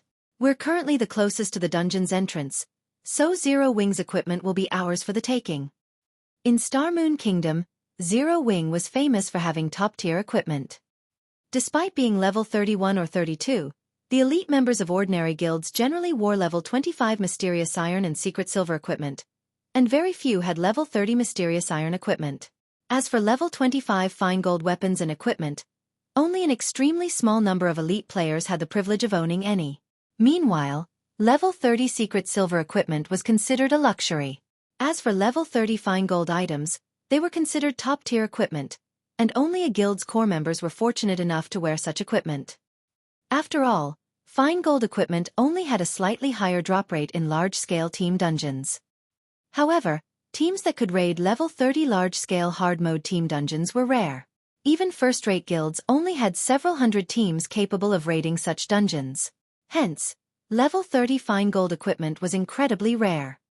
However, what about Zero Wing's elite members? The most inferior equipment they wore was level 25 Secret Silver equipment. Many among them even had one or two pieces of level 25 Fine Gold equipment, and some even had level 30 Secret Silver equipment. There was no need to mention Zero Wing's core members and main force members. The harvest they could gain from killing 2 or 3 Zero Wing elite members would be like killing a level 30 or above chieftain. However, how rare and difficult was it to deal with chieftain-ranked monsters? Even with a team of 20 elite players, sacrifices were necessary to kill a level 30-plus chieftain. There was even the risk of a team wipe. However, it was a different story if their opponents were elite players. Field chieftains would grow stronger depending on the number of players raiding them. Elite players would not, making them much easier to deal with. As the various large guilds quietly approached the dungeon's entrance, many players who were tasked to defend strategic locations began to complain. Say, why is our luck so bad? What's the point of having us stay in this god-forsaken place? The others will probably annihilate Zero Wing before they get anywhere near us. While everyone else gets to take a bite out of the pie, we won't even get a taste of the crumbs. I know, right? The higher-ups have even said that we get to keep half of the spoils we get from the enemies we kill. Last time, we only got to keep a quarter of the spoils. Even now, I still haven't obtained any level 30 Fine Gold equipment. Those bastards that went ahead lucked out this time. If I had known something like this would happen, I wouldn't have volunteered to defend this area. I could have been killing a few of Zero Wing's members and upgrading my gear. The 2,000-man elite legion standing on top of a mountain whined as they enviously watched the fires of battle some distance away, nearly drooling. Meanwhile, under Xueqi's lead, Zero Wing's main force arrived at the foot of this mountain undetected with the help of isolation scrolls and invisibility potions. With these two items, even a ranger's eagle eyes would not detect them. It was very easy for the group to circle the army of the various large guilds. Guild leader, I've investigated the situation using eagle eyes. There should be around 2,000 players on top of the mountain. Among them, over 20 have excellent equipment. They should be experts, Minor Wind reported in the team chat. 20+ experts. Xueqi could not help but laugh. These people are taking this mountaintop too lightly. Fire, lead your group. Get rid of their healers first. Everyone else, focus on your positions. Herd them together as much as possible before using AoE skills. Xueqi did not take the 2,000 elite players seriously at all. The equipment worn by Zero Wing's main force was considered among the best throughout God's domain. They had at least double the attributes of their enemies. Even the Dark God's Legion could defeat 2,000 elite players easily. The only ones who might actually pose a threat would be the 20+ experts. Currently, those that could be considered experts were players who had, at least, reached the Trial Tower's 5th floor. Unfortunately, even the weakest members of Zero Wing's main force were 6th floor experts. Hence, Xueqi did not have a shred of doubt that his team would slaughter the army of 2,000 elite players. The Rangers, who observed the situation on the mountain, did not detect Xueqi and the others' approach. Guild leader, we're in position. Fire Dance, who stood a short distance away from the enemy's healer team, said quietly through the team chat. Flying Shadow and 8 other assassins accompanied Fire Dance. Guild leader, we've arrived at the enemy's magical class team, Cola reported quietly. Xueqi stood a short distance away from the 20+ experts. Through a combination of void steps and the effects of the invisibility potion, even a ranger or druid with sharp senses would not detect Xueqi. Kill them, Xueqi growled. Immediately, everyone burst into action. Fire Dance activated the additional skill of the Tier 1 set equipment for assassins, Flurry, increasing her movement speed and attack speed by 50% for 20 seconds. She then executed ambush and thrust her flaming short sword into the back of a level 32 cleric. Minus 15,267. The cleric, who had close to 7,000 HP, died instantly. Magical classes were very fragile. Not only did they possess very little defense, but they also lacked passive skills that reduced damage. Against Fire Dance, who boasted both high attack power and critical rates, magical classes could not withstand even a single blow.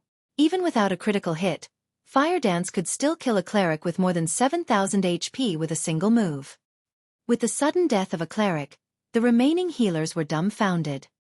The healers were typically safe in the heart of the Legion. It was nearly impossible for an enemy to reach them undetected, yet their enemy had done just that. However, the most frightening aspect about Fire Dance was her damage. She killed a cleric with nearly 7,000 HP instantly, just like that. After Fire Dance killed off the level 32 cleric, she immediately executed Backstab, her short sword sinking into a nearby oracle. Minus 11,485. Landing another critical hit, Fire Dance instantly killed the oracle with over 6,000 HP. At the same time, Flying Shadow and the others began their own killing sprees. In an instant, the healer team with over 200 members lost over 10 players.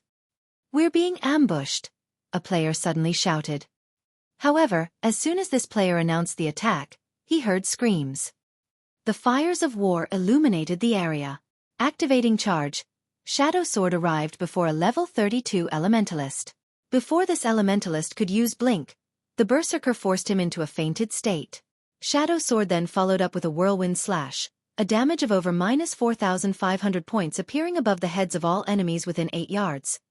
Some even received critical damage of over minus 9,000 points. Even level 30+ expert magical class players would rarely have more than 8,000 HP. In the blink of an eye, Shadow Sword killed off 3 players, while 4 held on by a thread of HP. However, Shadow Sword had also triggered the Blue Fire double-edged sword's passive skill, Blue Fire Dance, with his previous attack. Swinging his sword violently, Shadow Sword sent a cone of blue fire ahead of him, dealing more than minus 7,600 damage and killing another 8 players. Zero Wing's main force had only begun their assault, yet, in the blink of an eye, close to 300 elite players fell. To Zero Wing's main force, these elite players were even less of a challenge than ordinary elite monsters. "Leader, we're being ambushed." Some quick-witted players hurriedly called for help from their team leader. However, When these players shifted their gazes towards their team leader, they were all dumbfounded. Countless divine, golden swords rained down on their leader and the other experts, damages of over -5,500 points appearing above their heads. Those who received critical hits received more than -10,000 damage with each shining blade. In the blink of an eye, half of the 20+ experts died while everyone else was sealed within the Sky Wheel Sword's effective area.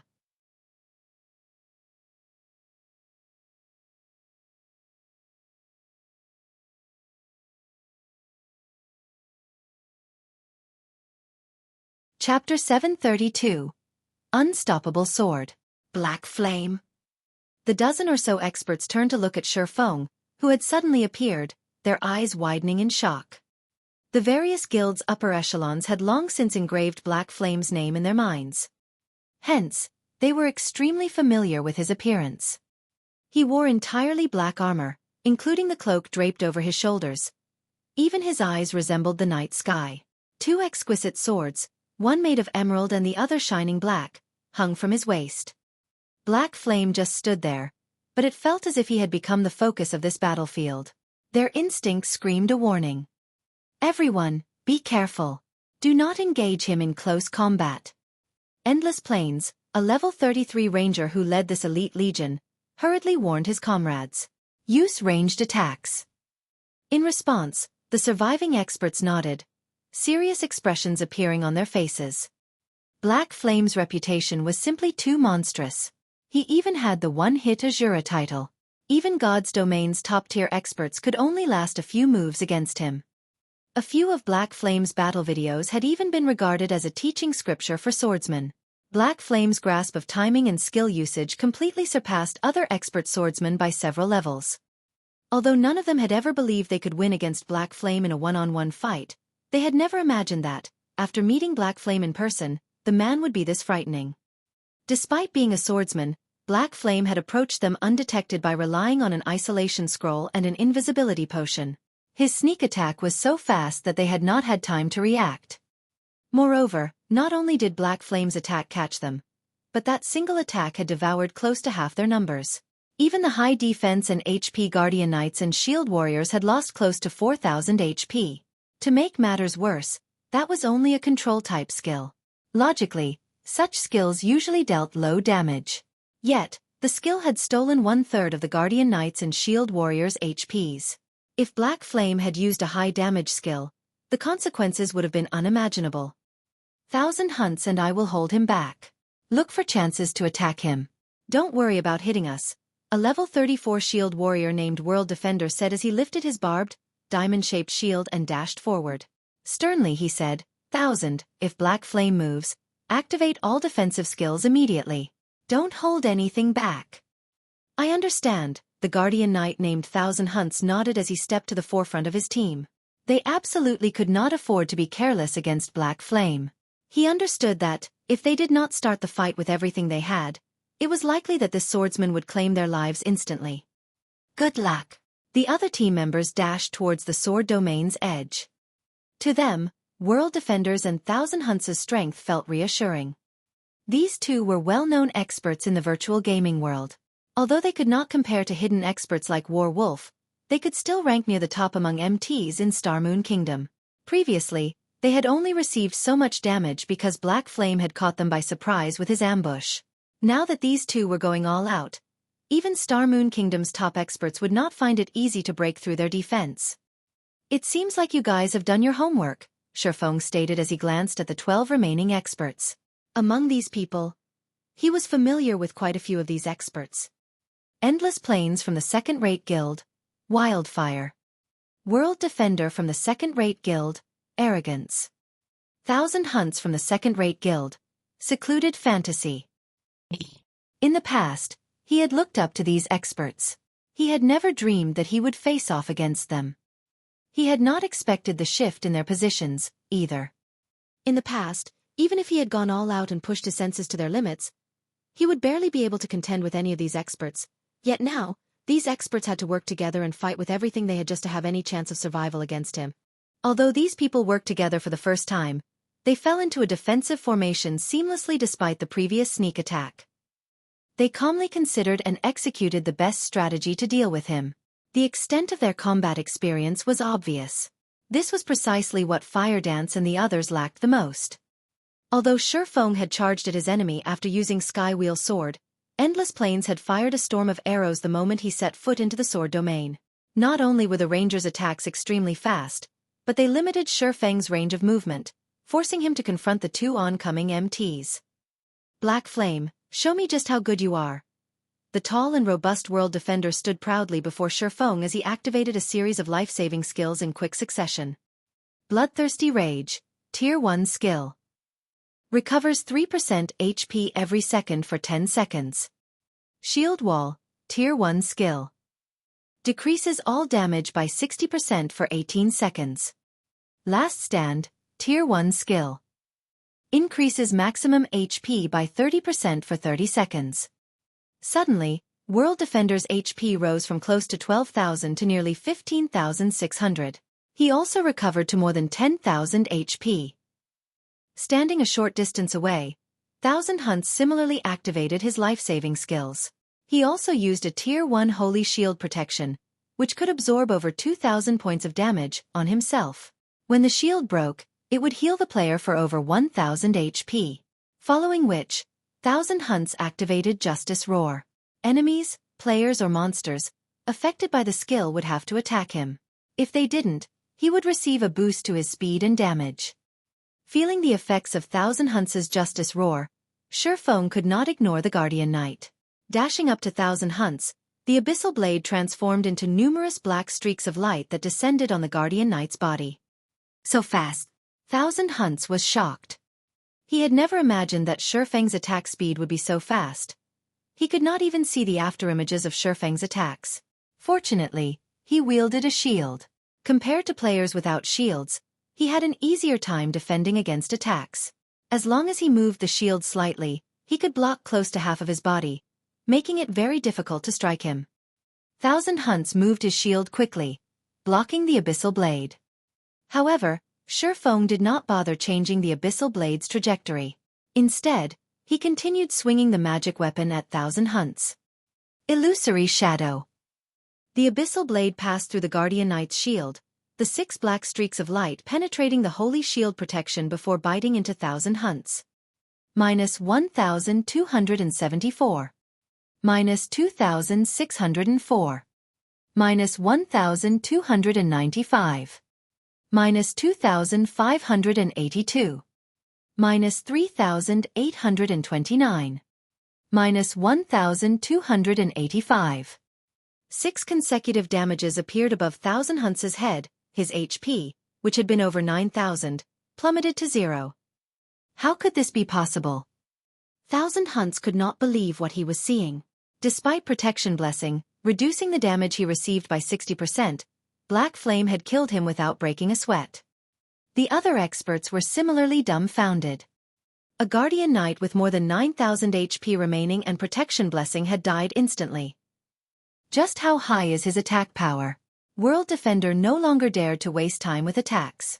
Instead, he used Charge at the swordsman. Turning, Xueqi used Silent Steps, appearing behind World Defender and brandishing Killing Ray. His witnesses only saw a flash of emerald. Thundering Flash. Like a roaring dragon, 3 blue streaks of lightning instantly devoured World Defender. Minus 2,746. Minus 7,087. Minus 4,424. World Defender's HP, which had been over 10,000, vanished instantly, his body falling slowly to the ground.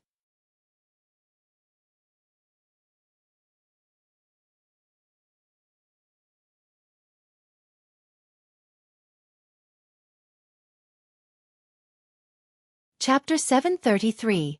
Unstoppable. How could this be? Shock shook Endless Plains' heart when he saw World Defender and Thousand Hunts' lifeless bodies on the ground. He could no longer maintain his previous calm. Both of these MTs had activated all of their life-saving skills, yet each of them had only lasted one move against Black Flame. They lost their lives before they could work with anyone else on the team to deal with Black Flame. Is he really a player? they could not help but remember Black Flame's title of one-hit Azura. However, everyone finally understood something. Against Black Flame's attacks, the only thing they could do was dodge. That's two. World Defender's quick death had not particularly surprised Xueqi. After all, not only had his one-handed sword mastery reached the basic Sword King standard, but the aura of fire also increased his damage by another 50%. Even an MT with all of their life-saving skills active would be paper in front of his swords. Xueqi then shifted his gaze towards the nearest assassin. Wind Blade.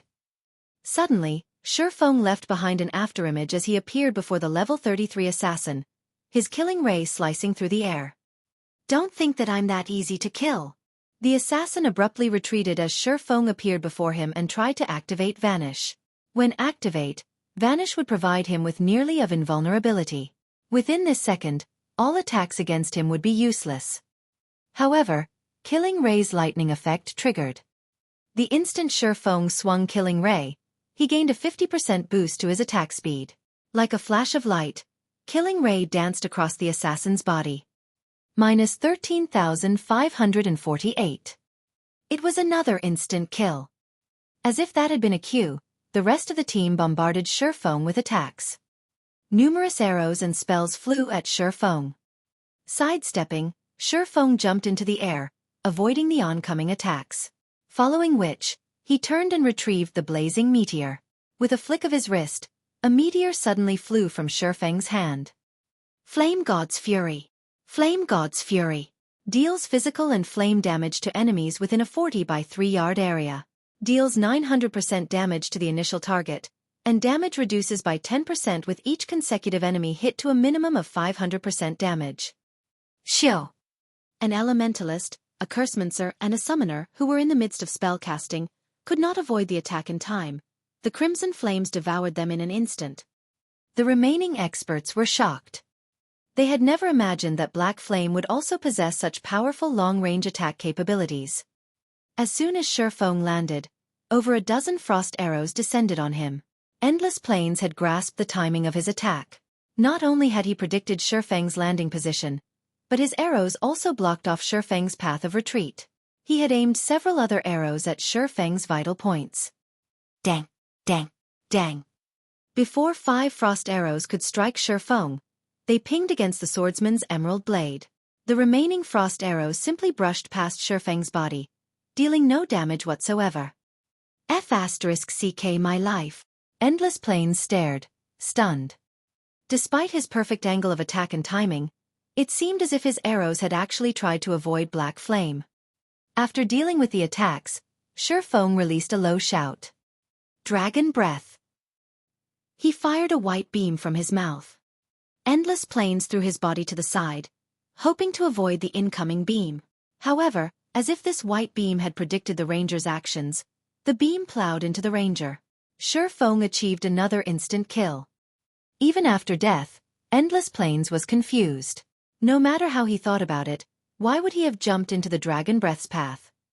However, Violet Cloud, who happily massacred the Elite Legion, was not the slightest bit surprised when she saw this scene. Xueqi had already reached the flowing water realm of the realms of refinement. He could easily predict a player's movements by observing their body. Hence, after seeing Endless Plains' intention, he had adjusted Dragon Breath's trajectory before firing the skill. Although nearly 20 yards stood between them, Endless Plains had yet to set foot into the realms of refinement. He lacked sufficient physical control. In such high-speed battles, he could not respond quickly enough to evade the Dragon Breath. Violet Cloud sighed. This was the watershed of top-tier experts. Although the difference seemed insignificant, its impact on the battle's outcome would be astounding. Extremely few ordinary players in God's domain could exert their virtual bodies to their very limits. On the other hand, thanks to their refined control over their own bodies, expert players could sometimes push their virtual bodies to their limits. Naturally, if both sides possessed equal levels and attributes, expert players were far more powerful. However, even top-tier experts would find it extremely difficult to adjust their movement in such a superhuman, high-speed battle. It was like a sprinter's difficulty to stop after running at full speed. In a battle this fast, one could just stop without effort. However, experts who had reached the realms of refinement were capable of exactly that. Although it did not appear impressive, having the ability to accelerate and stop suddenly meant that a player could change their attack trajectories abruptly, confusing the enemy. Violet Cloud had already reached the half-step refinement realm. However, even now, she could not break through that final barrier. Hence, Violet Cloud observed Xueqi's battle carefully while fighting her own, hoping to gain some insight. The elite players who had intended to help were stupefied. In just 2 seconds, Xueqi had killed 7 of their experts. None of them had been able to withstand even one of his attacks. If even experts had no defense against him, what could elite players like themselves hope to accomplish? Those who had intended to rush over and assist lost all their courage instantly. Screams echoed from all across the mountaintop. Even for elite players, it was extremely difficult to exert their bodies to their limits. Not to mention, the members of Zero Wing's main force all had very high attributes. Their limits were much higher than elite players. This was no longer a battle. This was a massacre. Weaving through the crowd, Fire Dance moved faster than any of these elites players could follow. And as she moved, Fire Dance plunged the true fire blades into every player she passed, taking their lives with just a few hits. After just a brief moment, corpses littered the field. Dashing into the crowd, Shadow Sword brandished his blue fire double-edged sword madly. He sent the several shield warriors, who had charged at him, flying. The Berserker then followed up with a flame flash, blue fire devouring these shield warriors instantly. He used Whirlwind Slash to finish them off. Standing on a natural rise, Minor Wind launched a continuous stream of powerful arrows with his Wind Chaser. The power within a single arrow was enough to push back a Berserker, a class known for its strength. Even though many elite players tried to approach the Ranger, against the dozens of arrows, these elite players became no more than lifeless pincushions. Aqua Rose, Blackie, and the other magical classes released one AoE spell after another, killing dozens of players with every attack. In just a few minutes, the 2,000-strong Elite Legion had less than 1,000 players remaining. In contrast, Zero Wing's main force had not suffered a single casualty yet. Why are they so strong? Are they really human? I don't want to fight anymore. I want to go home. This situation was nothing like the videos they had watched of experts exchanging moves. Now that they witnessed a true battle between experts, they finally understood just how huge of a gap there was between themselves and expert players. Suddenly, fear swept across the battlefield.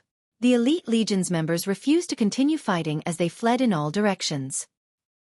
While Zero Wing's main force fought, the situation in the Stoneclaw Mountains grew increasingly intense. Both sides' armies had finally begun fighting a short distance away from the foot of the mountain. How dare you face us with just 10,000 players? Everyone, charge! Kill them all! Red Feather sneered as he glared at Zero Wing's elite members.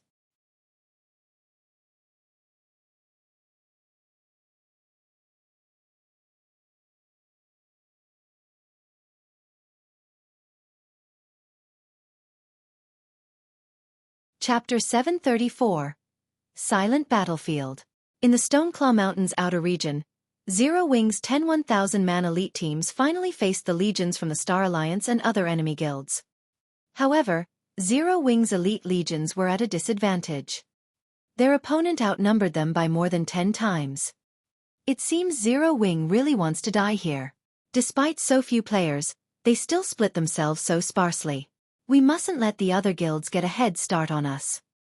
Red Feather also ordered his army of 30,000 elites to split into multiple legions to surround Zero Wing, afraid that they would lose Zero Wing's elite members to the various large guilds. The other guilds had sent more than 70,000 elites in total. The army was more than enough to deal with Zero Wing's 10,000 elite players. Just as Red Feather led the Star Alliance's army to Zero Wing's position, the other guilds began to clash with their enemy. However, Zero Wing's elite members had slightly superior equipment. Moreover, the battlefield was only so large. Only so many ranged players could attack at once. Hence, when it came to ranged firepower, Zero Wing had a slight advantage. After several exchanges, Zero Wing's foe had already suffered over 100 casualties. On the other hand, Zero Wing had only lost a dozen or so members. Other than the difference in damage, Zero Wing's elite members were far more adept at dodging attacks. In addition, their HPs and healing prowess were much higher. Zero Wings ranged players only needed 3 to 4 hits to kill an enemy elite. However, if the various guilds' elites wished to finish off one of Zero Wings, they needed to land roughly 6 attacks. Yet, against Zero Wing, the guild's elites could only dodge 3 or 4 out of 10 attacks. On the other hand, Zero Wing's elites could dodge at least 5 attacks. The difference in equipment, attributes, and combat techniques, though small, was clear for all to see.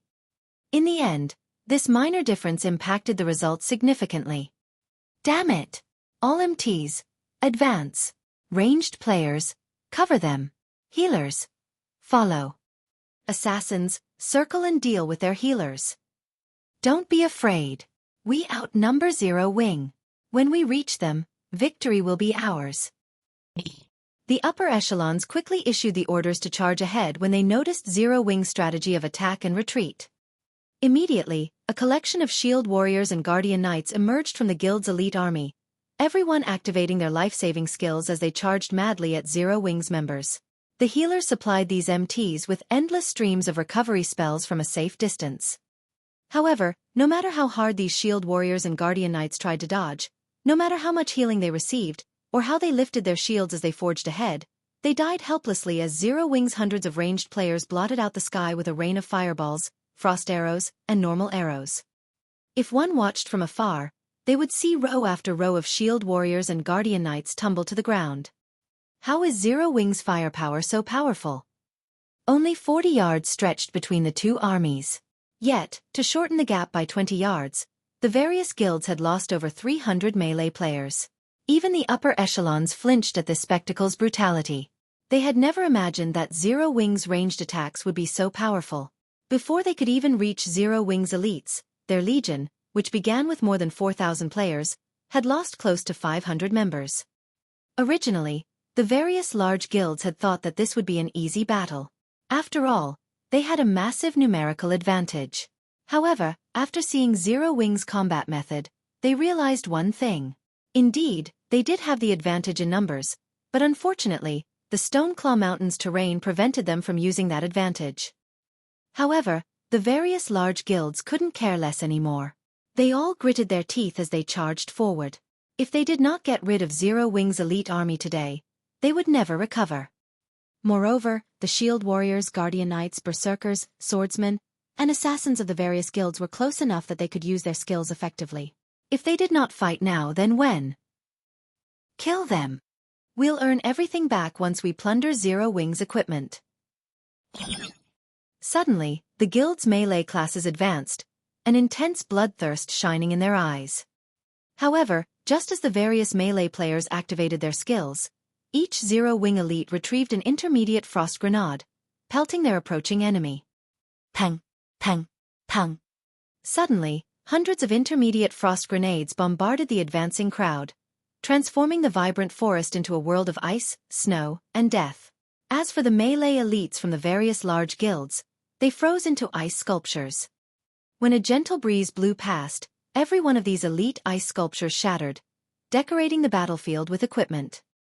Even though there were some assassins and swordsmen that had reacted quickly enough and activated their life-saving skills in time, their life-saving skills could only deflect a limited number of attacks.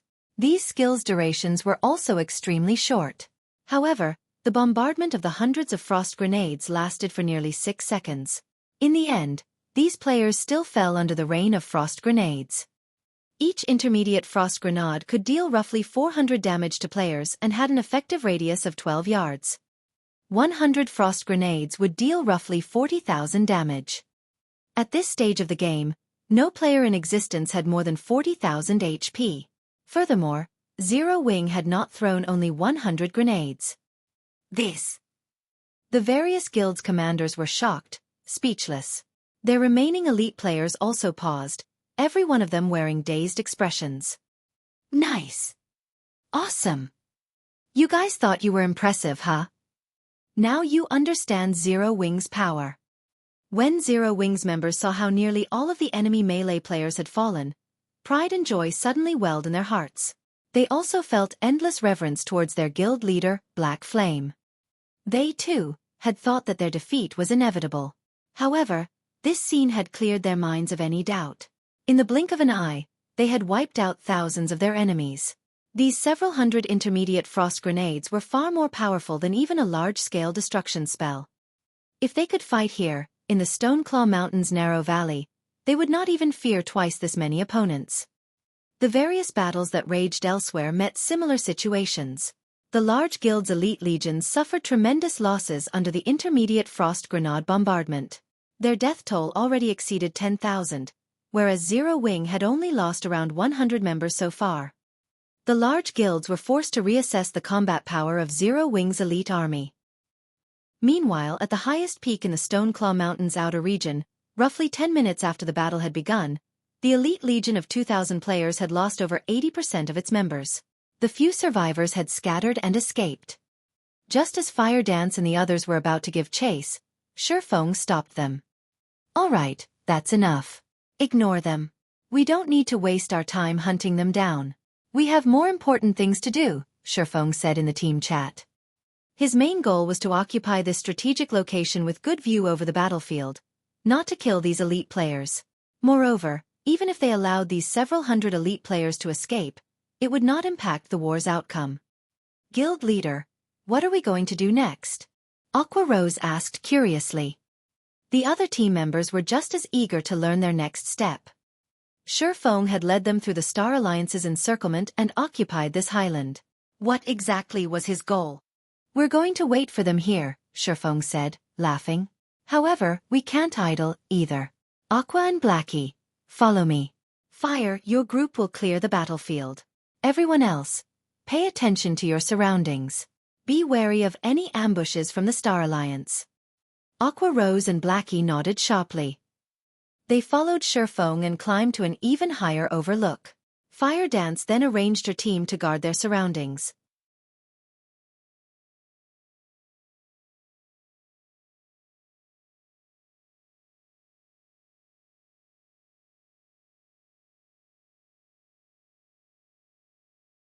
Chapter 735. Instrument of War. The news of the various large guilds inside the Stoneclaw Mountains suffering heavy damage spread like wildfire. Players throughout the entire Star Moon Kingdom were paying very close attention to this guild war. Hence, the moment this news appeared on the official forums, it instantly exploded, shocking many players throughout the entire kingdom. The uploaded battle videos of the war staggered them even further. Hundreds of intermediate frost grenades exploded continuously, filling the land with ice flowers and dyeing the land in snow-white color. Several thousand elite players were suddenly nothing more than lifeless ice sculptures doomed to shatter and scatter with the wind. Just seeing this scene alone could give one the shivers. What elite players! What Zerg tactics! Under the bombardment of the frost grenades, everything was insignificant. Without using any words, Zero Wing had proven to everyone that its strength was no trifling matter. Even when going up against over 100,000 elite players, Zero Wing was not afraid. With just the sacrifice of a dozen or so players, Zero Wing had managed to slaughter thousands of elite players. Zero Wing is simply too powerful. They are actually able to obtain so many AoE attack tools.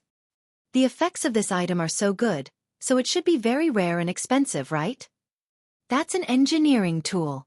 I've bought engineering tools before, so I know how insanely expensive those things are. Since that item they used is practically an instrument of war, it's definitely much more expensive. Despite that, Zero Wing is actually able to casually toss out so many as if they were just toys. Zero Wing is simply too rich. Many players on the official forums began a heated discussion over Zero Wing's financial strength. Although everyone was unclear about the exact price of the intermediate frost grenades, they could still estimate the price range of the frost grenade based on its effects. After making a rough estimate, they then calculated the number of frost grenades Zero Wing had used. Suddenly, everyone was shocked. Just the first wave of frost grenades Zero Wing had thrown in one battlefield cost dozens of gold. Since there was a total of 10 battlefields, that meant Zero Wing had spent several hundred gold just on the first wave of frost grenades. In God's domain, the liquid funds of many guilds did not even amount to several hundred gold, yet Zero Wing had just casually tossed out that sum, using up an entire guild's liquid funds in the blink of an eye. Zero Wing was no longer fighting using players. The guild was practically drowning its enemies with money. However, no one could criticize the effects of this strategy. Based on initial estimates, the number of deaths the various guilds had suffered already exceeded 10,000. After looking at this scene, one could not help but admit that this money was well spent. If Zero Wing were to rely on its guild members to claim that number of kills, the total cost of the equipment lost and compensation given out would indeed be a lot more. Due to Zero Wing's frightening performance, the guild's prestige, which had been on a constant decline before, suddenly began rising rapidly. Many players, who had initially belittled its chances in this war, also started anticipating the final outcome. Meanwhile, the ones that this sudden turn of events affected the most emotionally would be none other than the guilds that were watching from the sidelines. At this moment, they were all inwardly celebrating the fact that they had not rushed to join the Star Alliance's coalition. The outcome of this war, which was initially against Zero Wing's favor, had suddenly taken a big turn. For the guilds directly participating in this war, should the Star Alliance come out victorious, they would definitely benefit greatly from the Stoneclaw Mountains in the future. However, should Zero Wing win, then Zero Wing would surely banish from Stone Forest Town every guild that had aggressed. These guilds would then have a much harder time developing themselves at the Stoneclaw Mountains. So this is his trump card. It's no wonder he insisted on being the spearhead and attracting enemy fire to himself. Gentle Snow could not help but smile after looking at the video showing the situation on the battlefield. It seems that I have really underestimated him. Black Flame had deliberately dispatched only 10,000 members, giving his enemies the impression that Zero Wing was vulnerable. He had then brought out the frost grenades and taken his enemies by surprise. Although the Star Alliance's side had lost over 10,000 players, the impact on the overall situation of this war was negligible. However, it had still awakened the belief that Zero Wing might emerge victorious in this war. This counterattack of Zero Wing had also struck anxiety in the Star Alliance. Guild leader, what should we do now? If Zero Wing possesses such an instrument of war, we will only be going to our deaths if we charge forward, yet we are no match for Zero Wing in a ranged battle. We also can't utilize our numbers advantage, Red Feather said. When Red Feather received news of this situation, he immediately reported it to Galaxy Past. Due to Zero Wing's counterattack, the various large guilds no longer dared to close in, only fighting at range. However, such ranged battles were extremely time-consuming, and extremely disadvantageous for the Star Alliance's coalition. When their members died, they would have to travel over 10 hours to return to the battlefield in the Stoneclaw Mountains. However, when Zero Wing's members died, they only needed an hour or so to rejoin the war. Regarding reinforcements, Zero Wing was overwhelmingly superior to the Star Alliance. A war of attrition was unfavorable to the coalition. They should not have too many of such tools. We have the numerical advantage. Continue sending people forward, but lower the number of people charging at a single time. It would be best if we can have people attacking Zero Wing from all sides. I want to see just how much money Zero Wing has to spend. Galaxy Past was aware of the severity of the situation this time. Hence, he decisively made such a costly decision. I understand. When Red Feather heard this, he immediately realized the limitations of the Frost Grenade. The Frost Grenade was not a skill with indefinite use.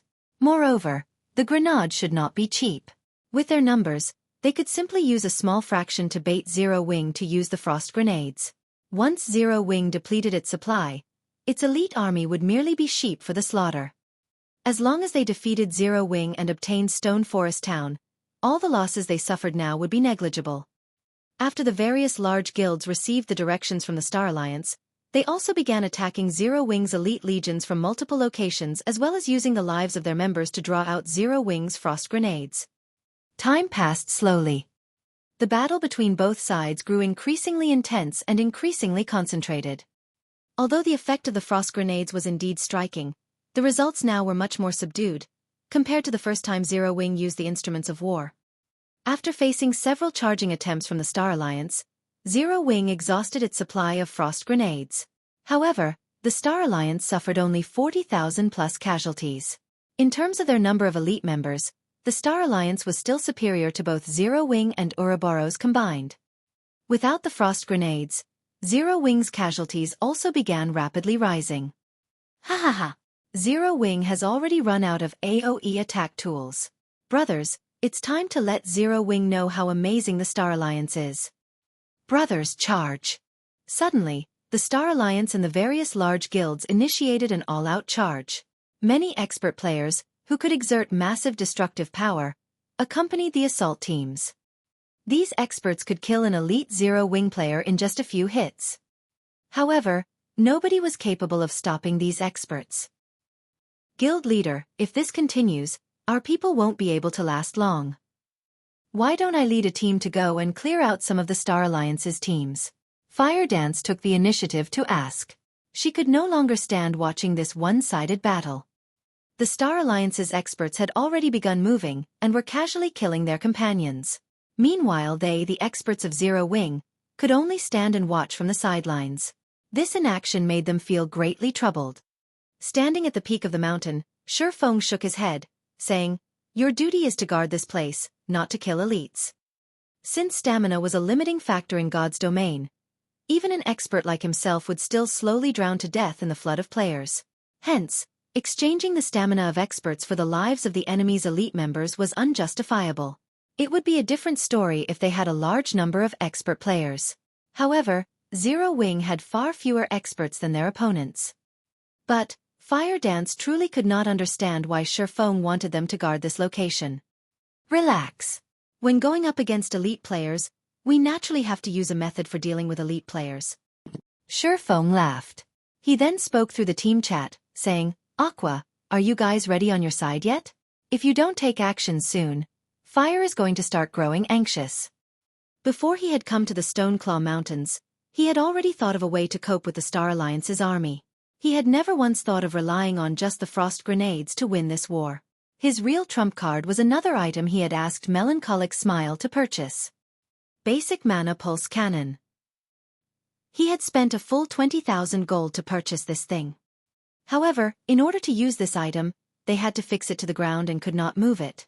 Moreover, its assembly and disassembly were extremely troublesome processes. It was also very easily destroyed. Generally, it was an instrument of war used to defend towns and cities. Despite it being only a basic mana pulse cannon, the power contained in a single shot could rival even a Tier 4 large-scale destruction spell. The cannon had a shooting range of 15,000 yards, and it was a tool often seen in wars that occurred during the later stages of God's domain. "Guild leader, it's ready.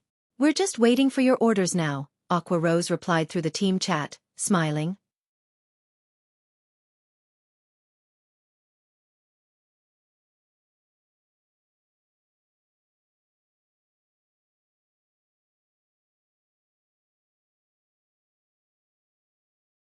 Chapter 736.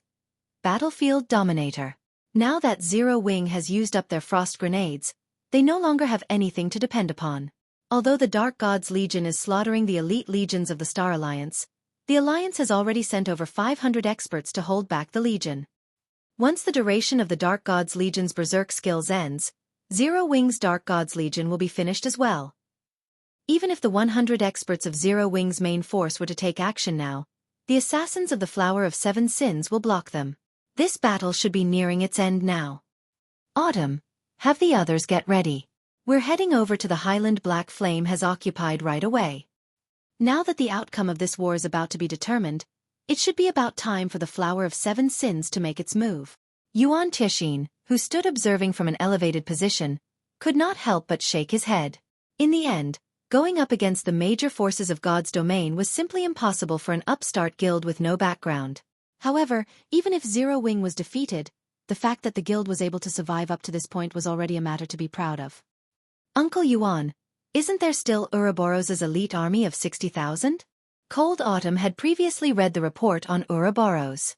The army led by the snow goddess Gentle Snow was not something to discount. Moreover, there were also several noteworthy experts on Ouroboros' side. Currently, the difference in the number of elites between both sides was no longer as large as when the war began. It was still too early to establish the outcome of this war. If the Star Alliance and Overwhelming Smile did not possess that trump card, the outcome of this war would indeed be undetermined, Yuan Tixin said, smiling as he shook his head. The Star Alliance's trump card? Cold Autumn looked at Yuan Tixin very curiously. A war involving over 100,000 elite players was not something that could be decided with just any ordinary trump card. However, judging from how assured Yuan Tixin was, The trump card was precisely that powerful. I have also only heard this piece of information from the guild leader. Just the other day, the Star Alliance and Overwhelming Smile both spent an extremely massive sum to purchase 2 Tier 3 summoning scrolls from a super guild, Yuan Tianxin said. Enviously he added, Tier 3 summoning scrolls are exceedingly rare in God's domain. They can be of great help in capturing towns or when used in guild wars. Even the secret pavilion has only managed to gather a few pieces after going through many difficulties. Every piece is a treasure that cannot be bought even with thousands of gold coins. A place with narrow terrain like this is indeed unsuitable for large-scale battles. However, it is the best environment for a Tier 3 creature to exert its advantages. A Tier 3 creature can serve as the best shield and sword in this war. With the assistance of a large group of elite players, a Tier 3 creature can easily annihilate an army of several thousand elite players. What more with 2 Tier 3 creatures? Without sufficient experts to pin them down, these monsters will slaughter elite players. Zero Wing and Ouroboros will stand no chance against these monsters.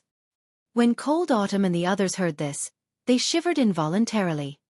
The power that 2 great lords controlled by players could exert was simply unimaginable.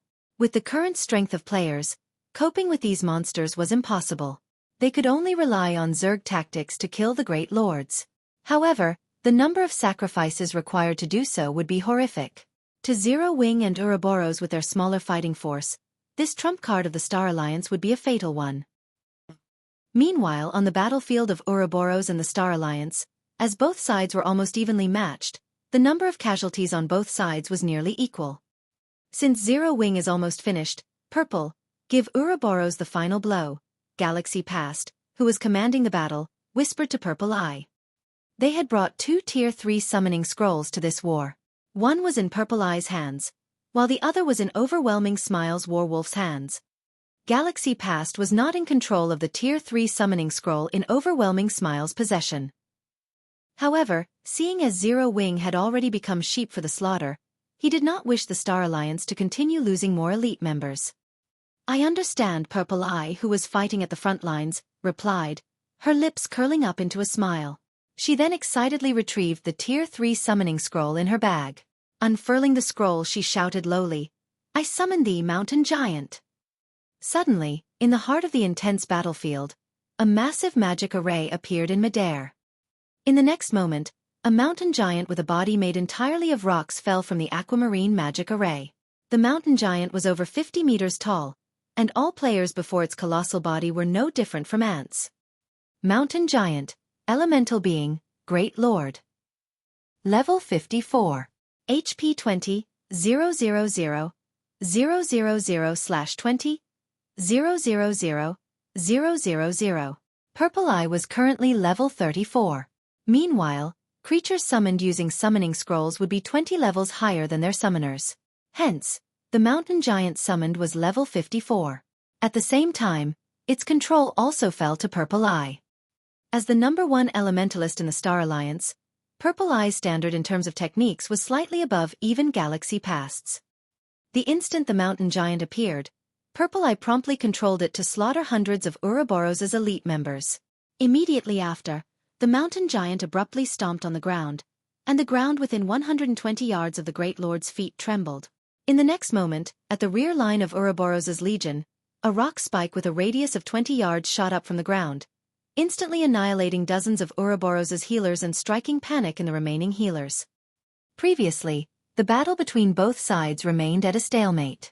With the appearance of the mountain giant, however, it immediately became a one-sided struggle. When Ouroboros' attacks landed on the mountain giant, none of them dealt more than 100 damage due to the level and tier suppression. Even after adding up the efforts of several hundred players, the total was merely in the tens of thousands. To the mountain giant, who had 20 million HP, this amount of damage was not worth mentioning. Just its battle recovery alone could maintain it at full HP. The mountain giant was essentially a strength-type Great Lord. With a single blow, it could instantly kill a full HP level 30 elite MT. Moreover, as all of the mountain giant's attacks were AoE attacks, when it came to a crowded battlefield, a single blow from it could kill anywhere from a few to more than a dozen players. The mountain giant completely dominated this entire battlefield with overwhelming force. In less than 5 minutes, One of Ouroboros's 3,000-man elite legions was wiped out. This scene shocked the other elite legions into a constant retreat. Shortly after the appearance of the mountain giant, a level 54 Great Lord ranked 3-headed hound appeared on Overwhelming Smile's side of the battlefield. Cerberus, Dark Creature, Great Lord. Level 54. HP 17, 500, 000/17, 500, 000. Although the Cerberus did not possess as much HP as the mountain giant, it was significantly superior to the mountain giant in terms of magic damage. Its movement speed and attack speed were also much faster. When it came to killing elite players on the battlefield, it was even more proficient than the mountain giant.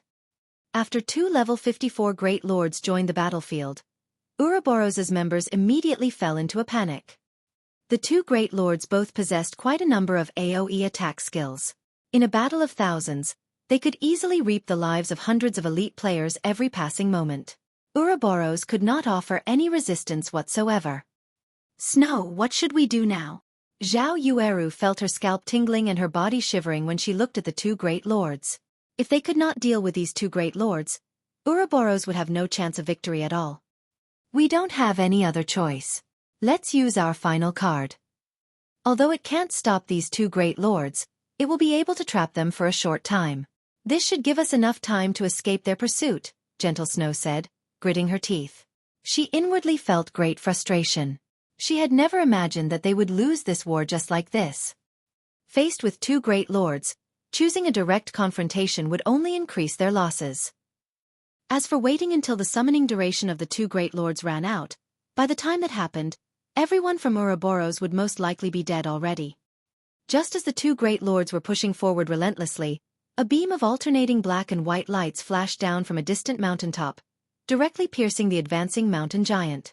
A black and white pillar of light then appeared, devouring an area of 200 yards around the mountain giant. When the light pillar dissipated, not even a blade of grass lingered within the 200-yard radius. Only a large crater and a half-kneeling mountain giant remained.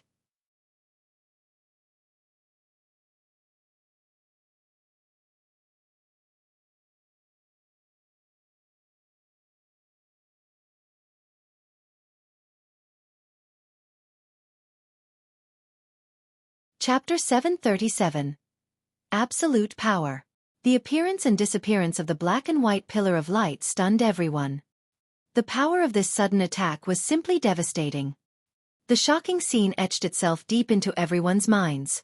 It was difficult to forget even if one wanted to. Just what was that thing? At this moment, looking at the half-kneeling mountain giant, the shock Gentle Snow felt was indescribable with words. It would have been fine if the pillar of light had just killed every player within a radius of 200 yards. However, not only had the devastating attack dealt over 4 million damage to the level 54 Great Lord, but it had also placed the mountain giant in a heavily injured state, immobilizing it. Although the mountain giant could still fight, its controller Purple Eye had already died within the pillar of light. Normally, summoned creatures could only move within a certain range from their summoners. They could not leave this area. Meanwhile, if the summoner died, the summoned creature would also vanish. One could say that this dependence on the summoner was the weakness of a Tier 3 summoning scroll. Initially, Gentle Snow had also considered killing the player controlling the Great Lord. However, it was simply impossible for them to circle around the Great Lord and break through the numerous elite players protecting the summoner. Hence, they could only retreat in defeat. But with this devastating power, not to mention killing the controller, even killing the Great Lord would not be a problem. Compared to the shock Gentle Snow and the other members of Ouroboros were feeling, the members of the Star Alliance were utterly dumbfounded. If just a single attack could kill over 1,000 players, wouldn't it be only a moment's effort to finish off tens of thousands of players? Just how were they supposed to go up against this power? Setting aside the fact that the attack covered a radius of 200 yards, the speed of that attack was simply not one that players could dodge. One could say that the instant the black and white beam of light appeared, everyone within its range of attack only had death awaiting them. Suddenly, everyone could not help but turn to look at the origin of that beam of light. Black flame. Galaxy Past's eyes immediately turned crimson with rage, his expression becoming exceedingly ugly. Galaxy Past had known the location of Zero Wing's main force ever since Xueqi launched his attack on the elite legion stationed on the mountain. The only reason he had not sent anyone after them was because he intended to have the Flower of Seven Sins finish the job. He had never imagined that Xueqi would have such a card as well. In just a single attack, Xueqi had exterminated one of his trump cards. The Star Alliance had paid an unimaginable price to obtain that Tier 3 summoning scroll. Moreover, this price did not take the form of coins. Instead, it was the magic crystals that the Star Alliance had amassed with much difficulty during this period. Yet, now before the mountain giant could even begin to display its strength, Xueqi had already wiped it out of existence. At this moment, Galaxy Past wished he could rip out Xueqi's heart with his very own hands. Kill. Kill them all. That kind of attack should only be usable once. Victory still belongs to us. Galaxy Past immediately notified everyone as he began attacking the members of Ouroboros in a frenzy. Due to Galaxy Past's reminder, everyone from the Star Alliance quickly regained their senses. Launching such a heaven-defying attack even once was already plenty amazing.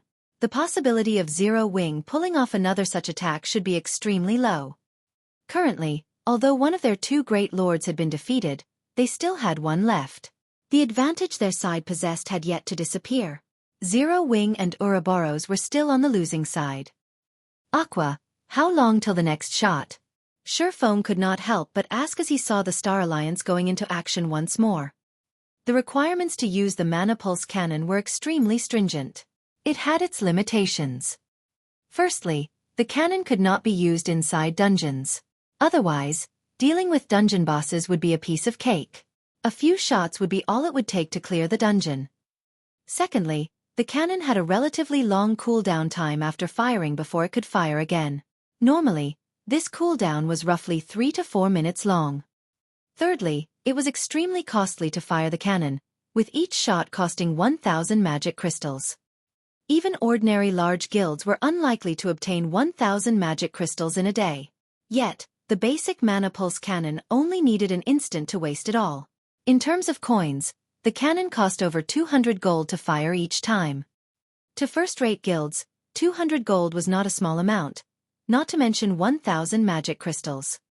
Even if first-rate guilds possessed a basic Mana Pulse cannon, they would not be willing to use it unless absolutely necessary. There's still another 30 seconds, Aqua Rose, who was controlling the Mana Pulse cannon, immediately replied after taking a look at the cooldown time. Previously, she had felt slightly confused when Xueqi had asked her and Blackie to follow him.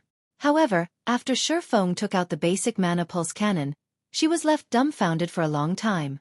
She never imagined there would be such a horrifying weapon even in God's domain. Of course, one also needed considerable financial strength to use this horrific weapon. First and foremost, the basic Mana Pulse cannon's selling price of 20,000 gold was enough to deter the majority of the guilds in God's domain from buying it. The next part was the fuel of 1,000 magic crystals. If Zero Wing had not occupied Stone Forest Town and could not collect a large amount of magic crystals from the various large guilds every day, using the Mana Pulse cannon would really have been too expensive. However, she also could not help but admit that this money was well spent. Just a single shot had directly stunned everyone in the Stoneclaw Mountains. However, compared to the cannon's actual effects, its impact on morale was much more amazing. In a war, if one side's momentum were suppressed by the other, this would greatly affect the spirits of both sides, regardless of whether it was the stronger side or the weaker side. All right. The next target will be that Cerberus. Make sure you don't let the summoner get away, Xueqi commanded. He then messaged Gentle Snow, having her lure the Cerberus as close as possible to the basic Mana Pulse cannon. The basic Mana Pulse cannon only had a shooting range of 15,000 yards. Beyond this range, the cannon was no threat. After receiving Xueqi's message, Gentle Snow immediately began directing Ouroboros' army with renewed vigor to move closer to Xueqi's location. Seeing the members of Ouroboros escaping, the players on the Star Alliance's side naturally gave chase. The duration of a summoned creature was limited. Obviously, they needed to achieve the greatest results during this time limit. 30 seconds quickly passed. You're next. Aqua Rose aimed at the approaching Cerberus and fired the Mana Pulse cannon once more. Shoo! The black and white beam of light shot directly at the three-headed hound. Despite the distance of several thousand yards, the energy pulse of the Manipulse cannon took only an instant to hit a spot close to the Cerberus. When the black and white pillar of light appeared in the Stoneclaw Mountains once more, every player at the outer area of the dungeon was able to see it clearly. Warwolf had noticed the energy pulse the moment it appeared. However, he instantly knew that it was too late to avoid it. The only thing he could do was activate every life-saving skill he possessed. However, the energy pulse, which had the might of a Tier 4 large-scale destruction spell, was not something a measly Tier 1 player could defend against. Even for Xueqi, his only option when going up against this attack would be to activate space movement to escape. The aura of Earth's absolute defense might not even be able to defend against this move, as invulnerability in God's domain was not absolute. If an attack surpassed the limit a skill could endure, it would likewise break through the skill. After the black and white light pillar dissipated, as expected, Warwolf had fallen to the energy pulse. The Cerberus had disappeared as well together with Warwolf. At the same time, over 1,000 overwhelming Smile members had also been turned into ash, leaving behind only a crater filled with equipment.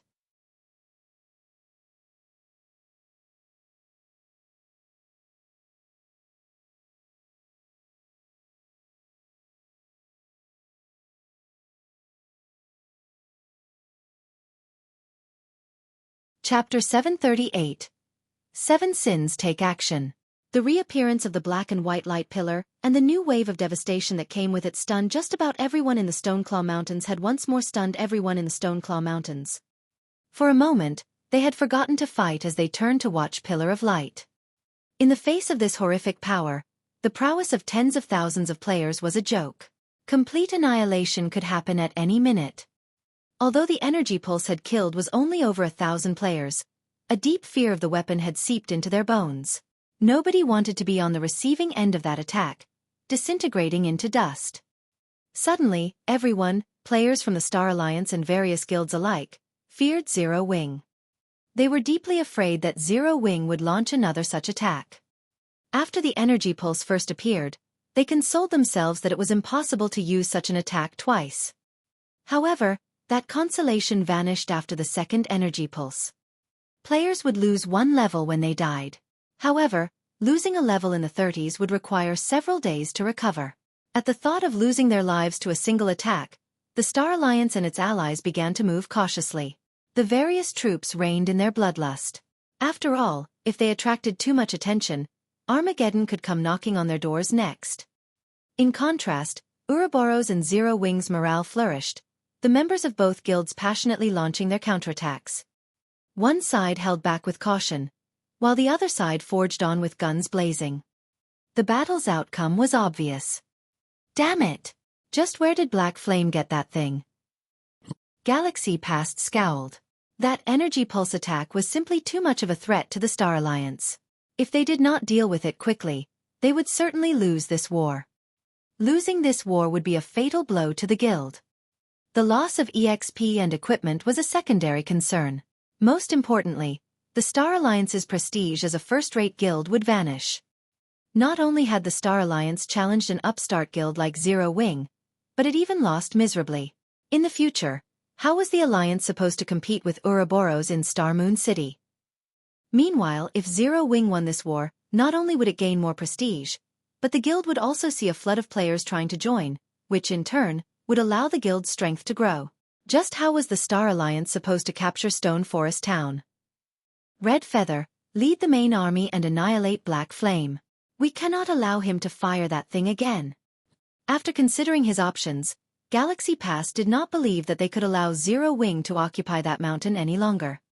With the mountain's vantage point, Zero Wing could fire that energy pulse anywhere on the battlefield they wanted.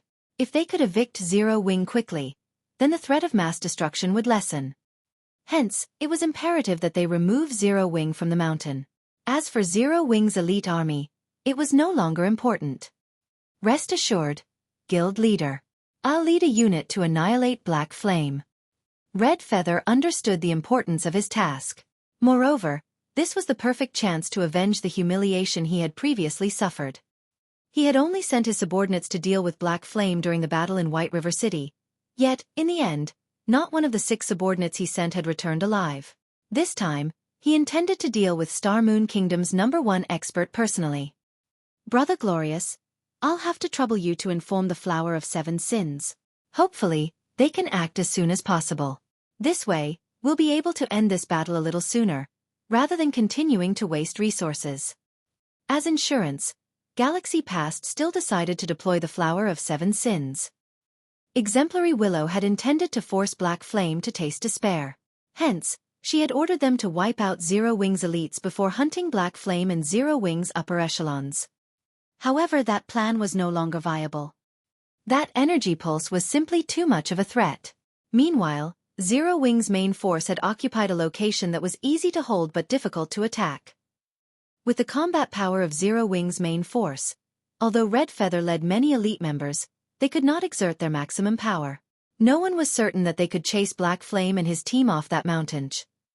If the battle dragged on and Zero Wing was allowed to fire that energy pulse a few more times, it could turn the tide of this war. Hence, for safety's sake, it would be more efficient for the Flower of Seven Sins assassins to take action. If the Flower of Seven Sins could take down Zero Wing's upper echelons quickly, they could deal a massive blow to both Zero Wing and Ouroboros. The Star Alliance could regain its lost momentum in full. It would be much easier to annihilate the remaining elite members of the two guilds. I'll notify them right away, Glorious Echo replied. He, too, realized the severity of the situation. His previous carefree expression had vanished. The war that had clearly been in their favor had suddenly taken a 180-degree turn. If they idled, this war would lose all meaning, even if they killed Zero Wing's upper echelons. Exemplary Willow wanted an overwhelming victory in addition to Black Flame's despair. If he told Exemplary Willow that they had won a Pyrrhic victory, the woman might even skin him alive. Finally want us to join the fray? A silver-robed man asked. This middle-aged man carried a black spear on his back and chuckled when he received Glorious Echo's call. Yes, I hope you can finish the job as soon as possible. Glorious Echo nodded. Relax. As long as we make a move, Black Flame's time in this world will be limited, the silver-robed man laughed. He then disconnected the call and looked to the others, saying, Let's begin. Don't forget your targets. You are only allowed to attack someone else after your target is dead. Although they were all extremely powerful, top-tier experts, when dealing with this silver-robed man, they could not help but shiver as they nodded their heads respectfully. The Flower of Seven Sins was an organization where strength meant everything. The silver-robed man was stronger than every one of them. Hence, he had full command of this operation. Just as the Flower of Seven Sins assassins made their way towards Shifeng's peak, the secret pavilion's members, who had watched from afar, began to move. I had not expected Zero Wing to obtain such a strategic tool. It's no wonder why it grew from an upstart guild to its present power. If not for the Flower of Seven Sins, Zero Wing might really win this war. Yuan Tianxin shuddered when he recalled the prior devastation. If Zero Wing could obtain several more tools, who could possibly stand up to it in the future? However, this event had reminded him of one thing. Wars in God's domain were not won just by relying on elite and expert players. Such strategic tools were similarly very important. While the Star Alliance mobilized a unit, approaching Shifeng's position, Shifeng used this time to fire the Mana Pulse cannon a few more times, annihilating thousands of the Star Alliance's members. The Star Alliance's expert team, which faced the Dark God's Legion, also received a shot. The energy pulse had instantly disintegrated close to half of the expert team, alleviating the pressure on the Dark God's Legion. This situation had nearly caused the upper echelons of the Star Alliance and the various other guilds to faint. Guild leader, as expected, they're approaching. Should we have the nearby Elite Legion head our way and assist us? That way, we'll have an easier time holding this area. Fire Dance asked Shifeng as she watched the elite army gather at the foot of the mountain. With only Zero Wing's main force, it would be extremely difficult to secure this location. No need. Having more people will only hinder us. Shifeng waved his hand. He then took out the Bible of Darkness and the Tier 3 magic amplification scroll from his bag, smiling faintly.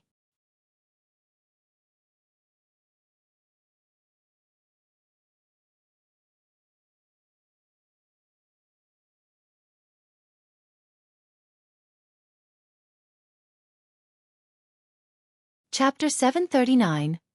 100 versus 20,000.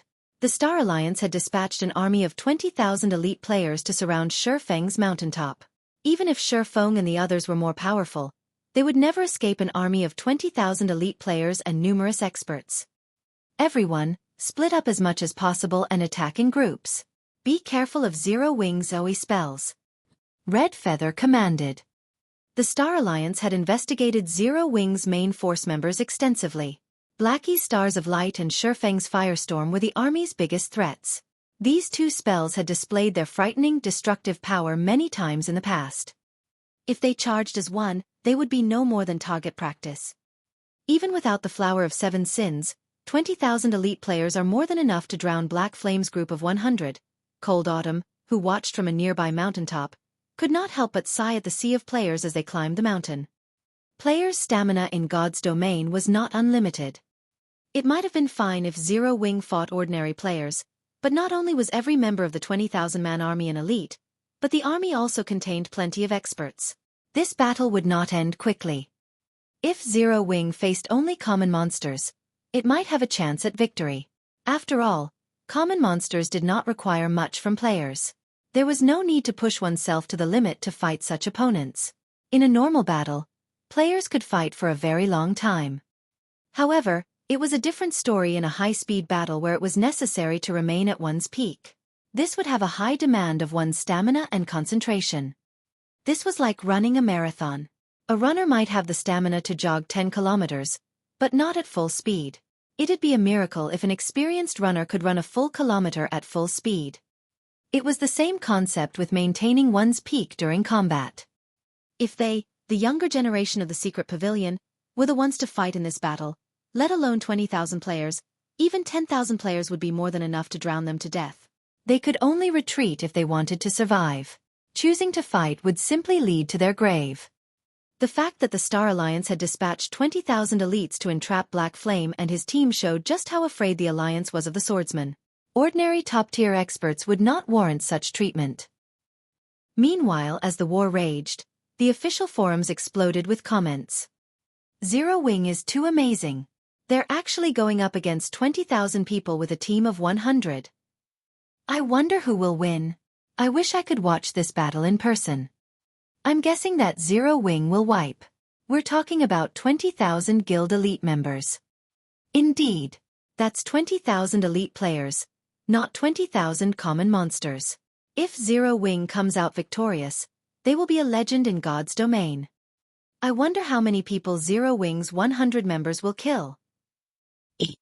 This battle would determine the supremacy over the Stoneclaw Mountains. Hence, the players throughout Star Moon Kingdom paid very close attention to it. Moreover, one did not often see a guild war of this scale. Aside from the forum discussions, players also broadcasted live streams of the war on the official forums. For this war, the Star Alliance did not bother with chasing away outsiders. Instead, the guild allowed other players to watch. They wanted everyone to know how powerful the Star Alliance was. Only, the Star Alliance had begun to regret that decision. Advance. Show everyone the consequences for opposing the Star Alliance. Red Feather shouted. Suddenly, the army of 20,000 elite players ascended the mountain, leaving no gaps for Zero-Wing to escape through. They intended to wipe out Black Flame and his team. When the Star Alliance's army was halfway up the mountain, a black figure suddenly appeared in midair. Whenever the figure flapped its pitch-black wings, it generated powerful winds. Why is a demon here? Everyone from the Star Alliance turned to look at the figure. Battle Demon. Demon. Level 55.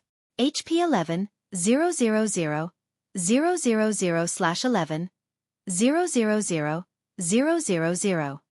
While everyone was caught in a daze, the battle demon lifted its twin blood-red war axes and swooped down into the crowd. Swinging its weapons, the battle demon created a storm that sent all players within a radius of 15 yards flying into the air, the countless wind blades ending their lives. Once the violent storm ended, hundreds of pieces of equipment fell from the sky. Everyone involuntarily shuddered. With players' current standard, none of them had any hope against a level 55 Tier 3 creature. No. This is Zero-Wing's demon. All melee players, scatter. Ranged players, Distance yourselves from the demon and use barrier magic arrays to trap it. Red Feather immediately commanded. Although the demon's sudden appearance had surprised him, he remained relatively calm. Although barrier magic arrays were rare, a first-rate guild like the Star Alliance had quite a few in reserve. They might not be able to kill the Tier 3 demon, but they could confine it for a while. However, Xueqi had no intentions of giving the Star Alliance the opportunity to trap the demon. The demons he summoned with the Bible of Darkness were different from the creatures summoned with summoning scrolls. The demons could be controlled from a very long distance. Hence, Xueqi directed the battle demon to fly into the air and attack other locations. Despite the constant attacks from the Star Alliance's players, due to the level and tier suppression, their damage was practically negligible. In such a way, the battle demon repeatedly struck and fled. Every time the players with the barrier scrolls reached the battle, the demon was out of reach. For a time, the Star Alliance's army plunged into chaos.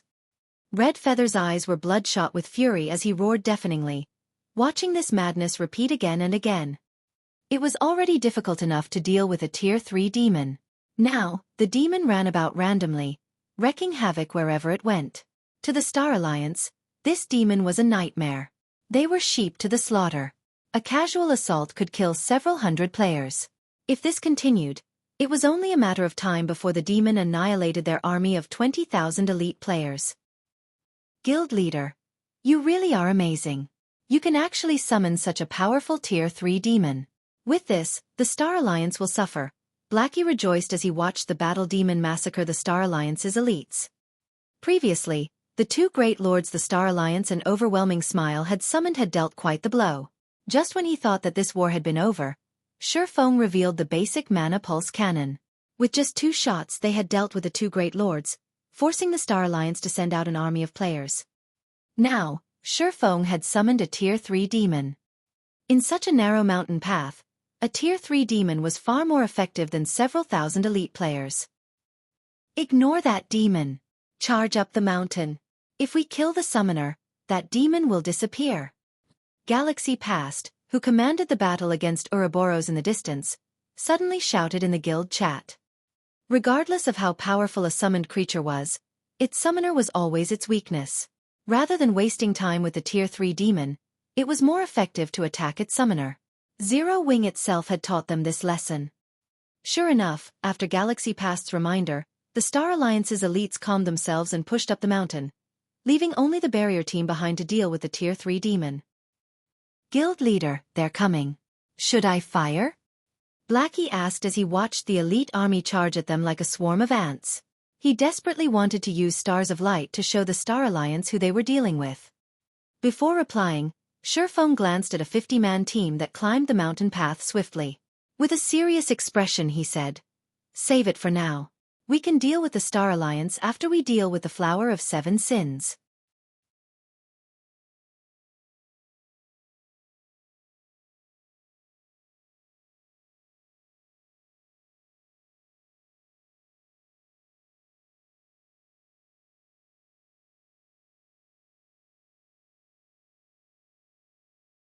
Chapter 740. Top-Tier Battle. Hearing Xueqi's comment, Fire Dance and the others turned towards the Flower of 7 Sins approach. If they had to name their greatest threat in this war, it was definitely not the Star Alliance's army of over 100,000 elite players. It was the 50-man team from the Flower of 7 Sins. Watching the assassins close the distance between them, Fire Dance and the others grew nervous. They knew that, should the assassins defeat them here, their previous efforts would be for naught. Don't hold back against them. Use the power of darkness right from the start. Xueqi reminded his team through the team chat. Victory or defeat, let it be determined within these 10 minutes. In terms of techniques, the Flower of 7 Sins was leaps and bounds above them. They only had 2 advantages. First, they had more numbers on their side. Second, they had the advantage of berserk skills. The power of darkness had a duration of 10 minutes. Ordinary berserk skills generally only lasted a fraction of that time. When they activated the power of darkness, their opponents would have no choice but to activate theirs as well.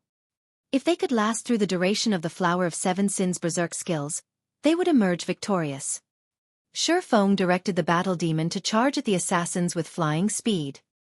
With the overwhelming combat power of a Tier 3 demon, it should be simple to defeat the 50-man team of assassins. Do you think you can stop the Flower of Seven Sins with a single Tier 3 demon? The silver-robed man glanced at the battle demon flying towards his team, a playful smile appearing on his face. He then revealed a black magic scroll. Unfurling it, he shouted, "I summon thee, Magma Giant." Suddenly, a massive humanoid figure covered in molten lava appeared on the mountain. Lava Giant, Elemental Being, Great Lord. Level 55. HP 18,000, 000/18, 000,000. The instant the lava giant appeared, it released an angry bellow and lifted both its hands. Suddenly, lava spewed from the ground and swept across the mountaintop, transforming an area of 300 yards around the lava giant into a lava domain. Not only did the lava domain suppress enemies' attributes, but it also ate away 3% of their HPs every 5 seconds. Players could not fight within the domain for very long at all. After establishing its domain, the lava giant tightly clasped both its hands together. In the next moment, hot lava began to spew into the air, engulfing the battle demon and preventing it from moving. A Great Lord actually knows a domain skill and a Tier 3 imprisonment skill. The Flower of Seven Sins is even willing to part with such a summoning scroll? Xueqi could not help his frown. A Tier 3 imprisonment skill could seal the battle demon's movements for a very long time. However, throughout the skill's duration, the caster could not move. Both summoned creatures had been taken out of this fight. However, the Flower of Seven Sins had the aid of a domain skill, which was a significant disadvantage for Zero Wing. Give up. Nobody can avoid the Flower of Seven Sins assassins. The silver-robed man chuckled. The lava domain had already enveloped the mountaintop. Zero Wing's members were trapped inside. Moreover, with the suppression and HP reduction effects, even if Zero Wing's members activated their berserk skills, they would not survive for long inside the lava domain. In the end, death would be waiting to greet them. That isn't necessarily true. Watching the assassins charge at them, Xueqi suddenly shouted, "Activate the magic array." Suddenly, a purple-gold magic array appeared in the air, enveloping both Zero Wing and the Flower of Seven Sins. This magic array was none other than the intermediate magic array, 9-star polar domain, that Xueqi had previously obtained. As long as the 9-star polar domain was active, people outside the barrier could not enter. Similarly, those inside could not leave. Only after the 9 casters' mana ran out would the barrier disappear. Moreover, the 9-star polar domain also suppressed the assassin's attributes. Furthermore, its suppression was more powerful than the lava domain's. The lava domain could suppress a player's attributes by 30%, whereas the 9-star polar domain could suppress a player's attributes by 40%. Against high-tiered monsters, it could suppress over 70% of their attributes. It was an extremely powerful magic array. When the players outside of the barrier saw Zero Wing and the Flower of Seven Sins' various combat methods, they were momentarily stunned. Very good. At least things are getting a little interesting now. The silver-robed man could not help but laugh. Let's see which one of us will last until the very end. Saying so, the members of the Flower of Seven Sins activated their berserk skills. Although they suffered a more powerful suppression, the lava domain would chip away at Zero Wing's HPs. If they dragged on the battle, they could win easily. Meanwhile, Zero Wing's side similarly activated the power of darkness. Suddenly, both sides' attributes soared, their combat powers reaching greater heights than before. With only a few dozen yards between them, they began to launch ranged attacks. Spells and arrows flew at their targets. However, neither side was easy to defeat as they weaved between the rain of spells and arrows. In the blink of an eye, the distance between the two teams closed. The melee classes exchanged blows rapidly, their bodies moving with blurring speed. Fire Dance immediately set her sights on a level 34 cleric. Using shadow steps, she appeared behind the cleric and activated the assassin class' strongest skill, Absolute Strike. However, this cleric had sensed Fire Dance's approach. Not only did he manage to activate Truth Shield before Fire Dance's attack reached him, but he also activated Terrorizing Roar. Fire Dance was forced to activate a control removal skill. Afterward, She thrust her short sword towards the cleric. In response, the cleric used his staff to block the attack. As Fire Dance possessed overwhelming strength, her attack had sent that cleric flying. However, the cleric took the opportunity to put some distance between them. Unfortunately, Fire Dance's damage only shattered the cleric's truth shield. The cleric remained unharmed. Just as Fire Dance thought of chasing after the cleric, she felt an intensely dense killing intent from behind her. Hurriedly, Fire Dance used wind steps. Dang! Without her notice, a dagger struck her back. Fortunately, Fire Dance had activated wind steps in time, the 1-second invulnerability nullifying the attack. Your reaction time is quite good, but how about this? The black-clothed assassin that suddenly appeared behind Fire Dance bantered.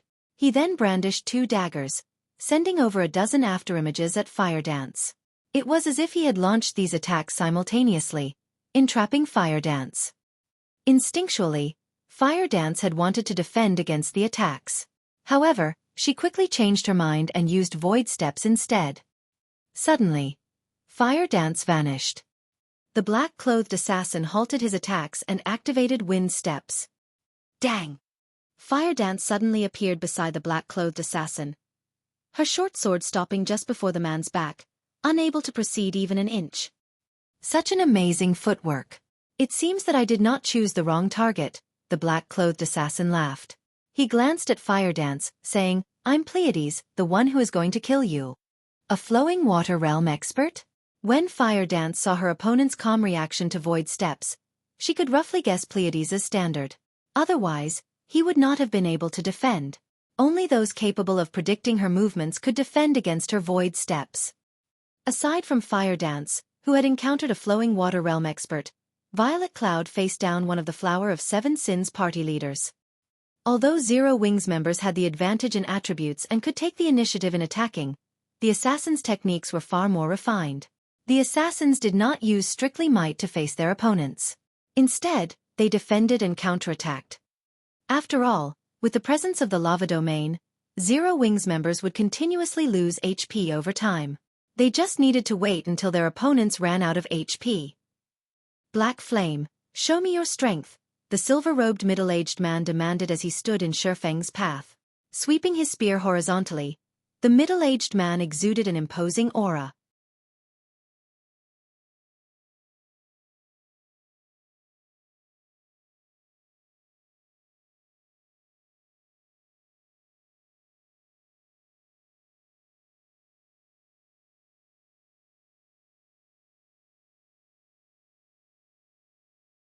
Chapter 741. Godly Speed. The members of Zero Wing and the Flower of Seven Sins had entered their own battles. Aside from Fire Dance, Violet Cloud, and Aqua Rose relying on the attribute advantage that their Tier 1 set equipment provided to suppress the assassins' party leaders, the others struggled against the remaining 4 party leaders. These party leaders' equipment was in no way inferior to the members of Zero Wing's main force. In addition, they wore almost a full set of Tier 3 gemstones, and their berserk skills were slightly more powerful than the power of darkness. Hence, they easily made up for the difference in attributes. With very little difference in basic attributes, even if 3 of Zero Wing's main force members ganged up on one of the Flower of Seven Sins party leaders, they were powerless.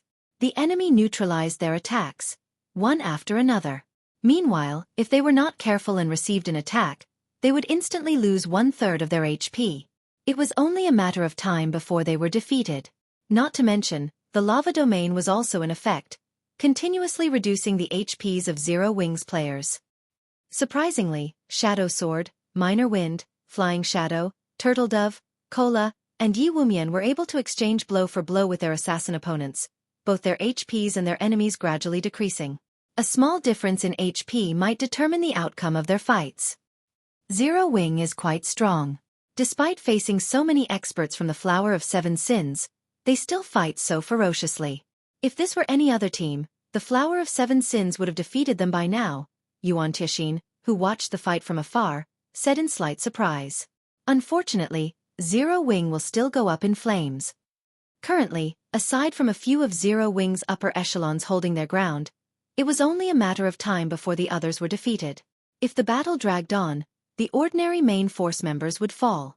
At that time, the assassins could corner Zero Wing's upper echelons.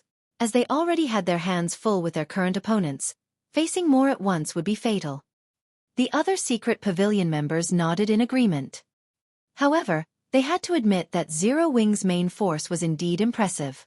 If they were in Zero Wing's place, the battle would end very quickly. Refinement realm experts could alter their actions in such high-speed battles nimbly. However, ordinary experts could not. On the scorched battlefield, although the fights between Zero Wing's main force members and the Flower of Seven Sins assassins was exciting, the secret pavilion members focused on Xueqi's battle. After all, the title of one-hit Azura was not just for show.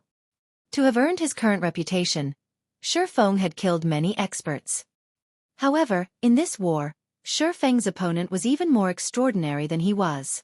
He fought the assassin's leader. This was a rare sight indeed. The Flower of Seven Sins sent you to lead the mission this time? Xueqi asked as he unsheathed his swords. He was utterly focused on the silver-robed man before him. Although the silver-robed man had not yet attacked, the cold killing intent he radiated caused Xueqi to shudder involuntarily. Xueqi felt as if his life were slipping away. It almost felt as if he were standing in the middle of a demonic beast's nest. Moreover, the silver-robed man's level and equipment quality were extremely high. Not only was the man a level 35 berserker, but his equipment was also the dark gold set equipment meant for berserkers, the Windfrost set. The Windfrost set focused on speed and strength. It was level 30 to level 40 equipment. It was a dark gold set that could improve as its wearer leveled. It was only second to a tier 1 set equipment. As for the snow-white spear in the man's hands, although Xueqi had never seen it before, judging by the runes and weapon's elegance, it should be, at the very least, a top-tier dark gold weapon. That will depend on whether or not you qualify to know, the silver-robed man rebuked as he swung his spear. Suddenly, it seemed like his spear had transformed into 5 poisonous snakes that shot towards Xueqi. 1 spear, 5 transformations. Although there were only 5 spear images, these images' attack trajectories were both complex and varied. Even the middle-aged man could not predict the attacks, not to mention the attack trajectories. Seeing this, Xueqi abruptly retreated. Dang! Dang! Sparks scattered between the swordsman and the berserker. Such quick spearmanship. Xueqi could not help his surprise. Despite retreating as soon as he had noticed the attacks, the 5 spear images had appeared before him instantly. By the time he had reacted, although he had deflected 2 of the spear images with his swords, it had been too late to block the other 3 spears. He had no choice but to activate Defensive Blade to block the spears. Otherwise, with his attributes after activating the Power of Darkness, although the remaining spear images would not kill him instantly, they would destroy 1/3 of his HP. Due to the previous clash, Xueqi had gained a general understanding of just how powerful the silver-robed man was. Hence, he could predict the man's damage. You actually avoided my 1 spear, 5 transformations. You are worthy for me to take you seriously. The silver-robed man smiled. Suddenly, he launched another attack. This time, 6 spear images flew towards Xueqi. This attack was also much faster than the last. By the time Xueqi could react, the 6 spear images appeared before him. Despite having taken precautions, 3 of the 6 images struck Xueqi. Fortunately, Defensive Blade blocked the other 3. How are his attacks so fast? Xueqi could not help his surprise as he glanced at his opponent's spear. He had clearly predicted the man's general targets, yet by the time he had defended himself, the 6 spear images had arrived before him. It almost seemed as if the images had teleported. Despite predicting the trajectory of the attacks, his body could not keep up with the assassin's speed. This was the first time Xueqi had encountered such a situation. Logically, he should be much faster than the silver-robed man, yet, the man's spear moved as if it had instantaneous movement. Even if he were faster, he could not keep up with the silver-robed man's spear attacks. With no other choice, Xueqi used Abyssal Bind. The 4-second binding gave him plenty of time to kill the silver-robed man several times over. However, as soon as the pitch-black chains emerged from the ground, the silver-robed man activated Wargood's Radiance, a dazzling light shining from his body as he became immune to all control effects. Immediately after, 6 more spear images appeared before Xueqi, striking him. This time, Defensive Blade's block count was exhausted. The secret pavilion members watching from afar were dumbfounded. The silver-robed man's spear strikes were simply too fast. The attacks had completely surpassed the speed defined by the system. How could anyone dodge such attacks? How are that man's attacks so fast? Despite being the top genius of the secret pavilion's new generation, Cold Autumn was shocked as he watched the fierce battle. If he had to block the silver-robed man's attacks, he, most likely, would have died immediately after the battle had begun. Only Black Flame, with his lightning-fast swordsmanship, was barely capable of defending against 2 or 3 of those spear strikes. Anyone else would have died multiple times by now. Autumn, now you understand why I brought you all here to watch this battle, right? Yuan Tiexian asked, chuckling. The Apex experts you know of are only figureheads. This is a true Apex expert of the virtual gaming world. However, Black Flame's performance is just as impressive.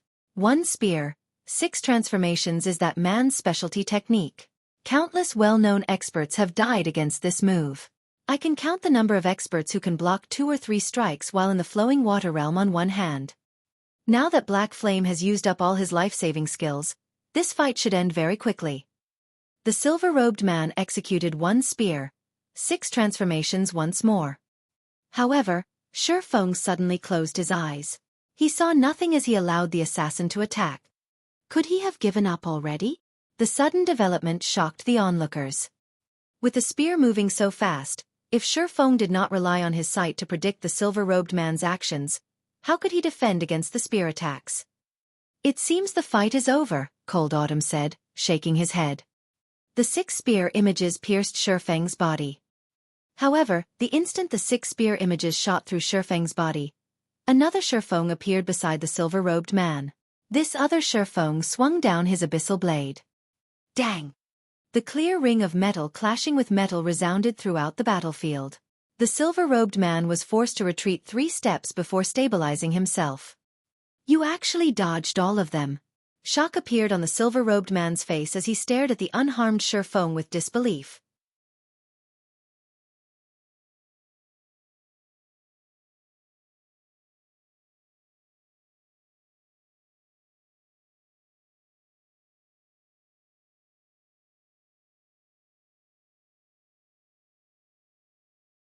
Chapter 742. Deciding Strike. Xueqi's sudden evasion of the silver-robed man's 1 spear, 6 transformations left the secret pavilion member speechless. How did he do it? Cold Autumn's eyes widened as he stared at Xueqi, who still had his eyes closed. Xueqi had avoided that godlike spearmanship, which had been impossible to dodge with open eyes, with his eyes closed. This was simply inconceivable. Yuan Tiexian was similarly stunned. Black Flame really is surprising. I had never imagined he would see through Sky's 1 spear, 6 transformations so quickly, Yuan Tiexian exclaimed. Years ago, I suffered numerous losses against Sky's 1 spear, 6 transformations, yet Black Flame had seen through it after only a couple of attacks. Could he be a monster? The silver-robed man named Sky was one of the Flower of 7 Sins' veteran assassins. Many top-tier experts from super guilds had suffered immensely at Sky's hands. Sky had even killed many experts who had also stepped into the Void Realm. Only those at the Void Realm, who could exert their 5 senses to their limits and possessed rudimentary control over their surroundings, had the ability to block 1 spear, 6 transformations. Even Yuan Tiexian struggled to defend against 1 spear, 6 transformations while wielding 2 weapons. He could block 4 or 5 strikes at most. However, he was a shield warrior, so he had a much easier time defending against the spear strikes with a shield. Only, he would have a much harder time closing in on Sky. Of course, there were many skills in the game such as wide-range attacks that could neutralize such precision attacks. One could also distance themselves from Sky. After all, a berserker's attack range was only so far. Even a long spear would not increase one's attack range by much. However, in a close-quarters high-speed battle like this, aside from the life-saving skills that one could activate with a thought, it was impossible to defend against Sky's attacks with skills. Skills generally required specific motions before activation. This would create a sense of disharmony in expert players. Their attacks using skills would not be as fast and natural as their normal attacks. Hence, this would reveal weak points that they did not normally possess. It was this reason precisely that experts in the refinement realm or above rarely used skills in close combat against other players, as it was highly possible that one weakness would spell their doom. Xueqi had yet to reach the Void Realm. However, without using any skills, he still managed to neutralize Sky's one spear, 6 transformations. This was the first time Yuan Tiexian had seen such an occurrence. Meanwhile, on the battlefield, after Sky calmed his slightly surprised heart, fighting spirit flared in his eyes. He began to execute one spear, 6 transformations once more. Sky executed his specialty technique numerous times in succession. Yet, Xueqi dodged all of his attacks with his eyes closed, launching a counterattack each time. Initially, Xueqi had only gotten 1 hit in during his counterattacks.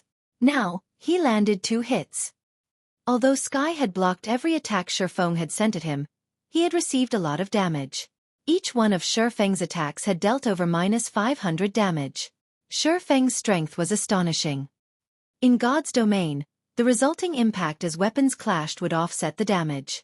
If there were a significant difference between the combatants' strength, however, some damage would occur.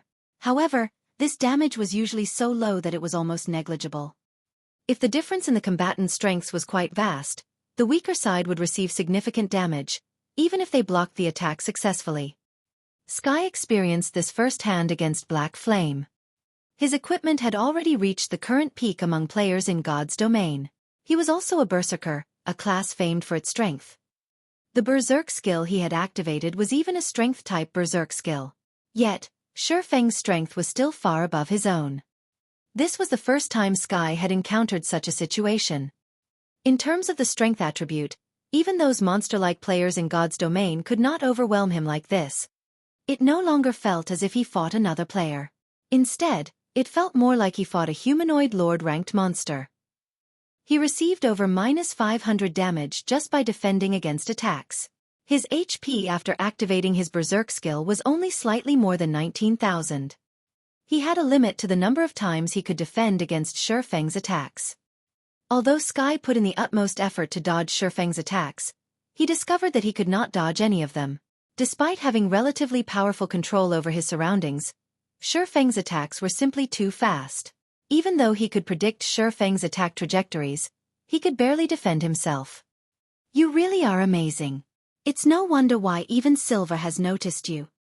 Glaring at Xueqi, Sky said in a low tone, "I had intended to save this card for challenging Silver, but it seems that I have no choice but to try it on you."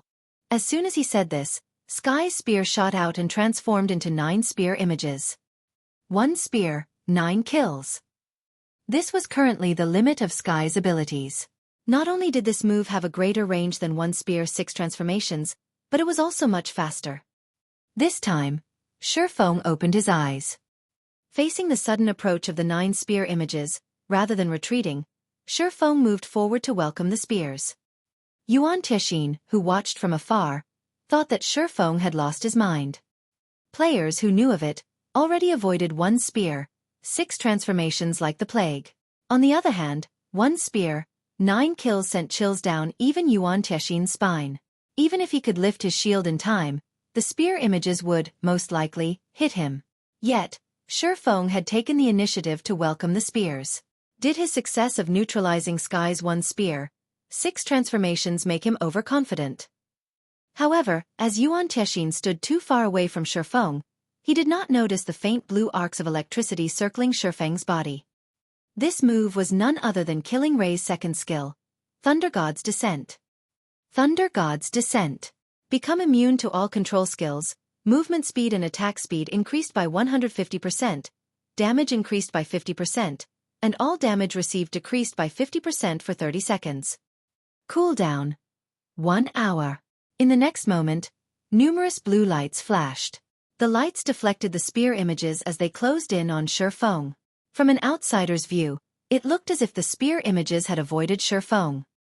Like a strong gale, Xueqi blasted through the 9 spear images and swept past Sky. Too fast for the naked eye to follow. Killing Ray penetrated Sky's body. This had all happened in an instant. Before Sky even realized what had just happened, fountains of blood spurted from his body. His HP plummeted rapidly. In the blink of an eye, his 19,000 plus HP fell to 0. Sky's body thudded as it hit the ground. This Shifeng's sudden attack had killed Sky, stunning everyone who watched. For a moment, only silence followed. What happened just now? How did he block the 9 spear images? Sky died. Questions filled the minds of the secret pavilion crowd. Despite their focus on Shifeng all this time, they had only seen Shifeng vanish and reappear. They had not noticed Shifeng draw his sword before Sky fell to the ground. None of them knew exactly what had just happened. Shifeng had clearly waged a bitter battle against Sky just moments ago. Yet, after a few exchanges, Shifeng had seen through and neutralized Sky's specialty technique. He even claimed Sky's life with a single move. This change had happened too fast. It was unbelievable. Uncle Yuan, do you know what happened just now? What did Black Flame do? Cold Autumn asked, practically shouting his question with bloodshot eyes. However, standing beside him, Yuan Tiexin's were just as wide, containing his own confusion.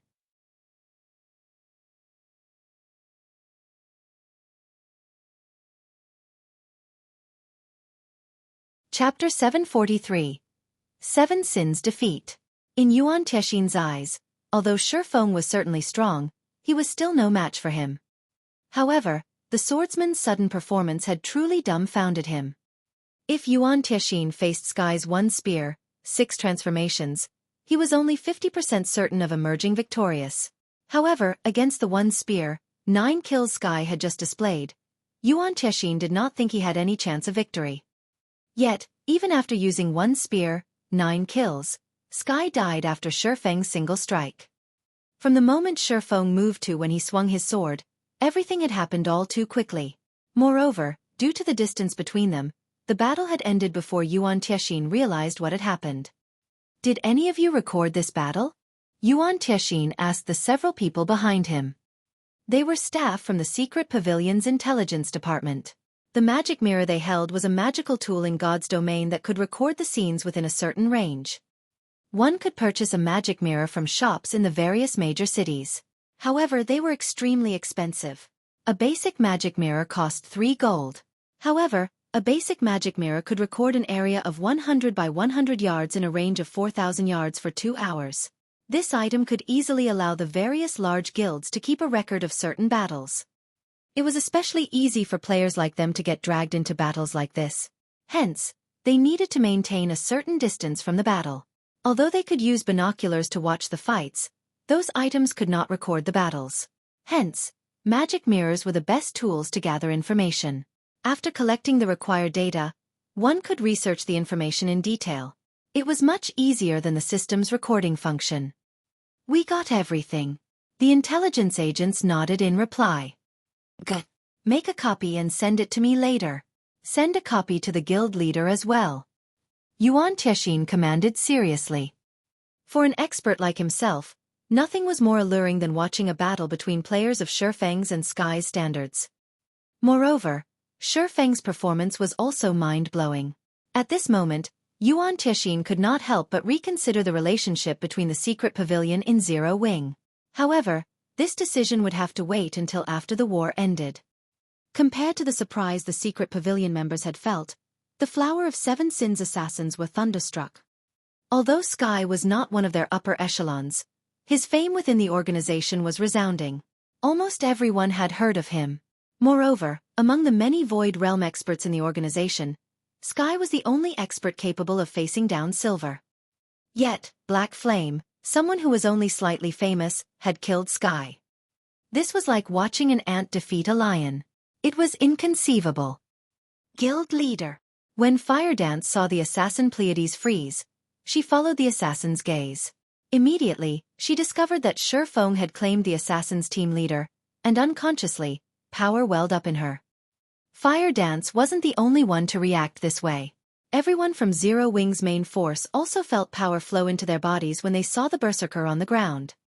Although Zero Wing's main force had lost over a dozen members, this one death had far more of an impact than killing 3 or 4 of the Flower of 7 Sins party leaders. Hadn't the Flower of 7 Sins never failed a job? In the end, hadn't their strongest team leader still died under their guild leader's sword? Sky's death also caused the lava giant to disappear. Without the lava giant, the lava domain vanished as well.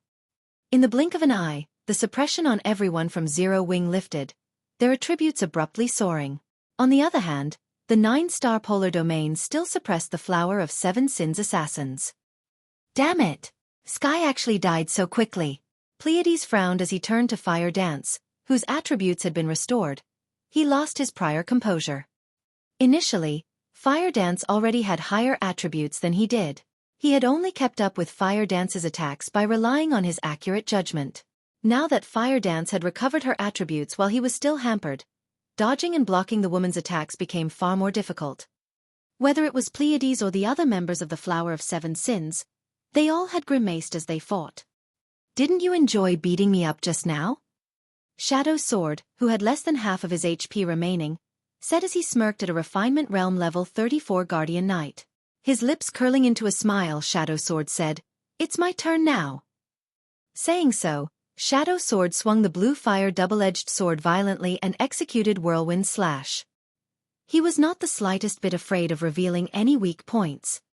Against absolute strength and speed, despite the level 34 Guardian Knight using his shield to defend against Shadow Sword's Whirlwind Slash, the impact forced him to retreat 6 steps, a damage of over -800 points appearing above his head.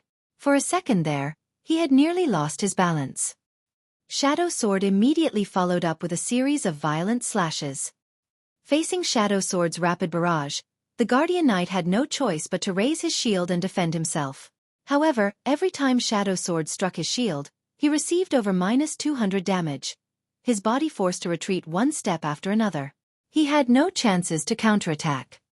On Violet Cloud's side, the Astromancer was finally able to apply leverage. Activating Star's guidance, she sent the level 34 Berserker party leader, who chased after her, flying. Immediately after, she attacked with her mana balls. 30 mana balls appeared in the air around them. Although this attack was not as strong as the 36 mana balls she could summon after drinking the 100-berry wine, Violet Cloud was able to control the 30 mana balls with much greater precision. Moreover, due to her recovered attributes, the force her mana balls contained had also increased significantly. The Berserker party leader required his full might to block every mana ball. Otherwise, the balls would knock him back and reveal even more weak points.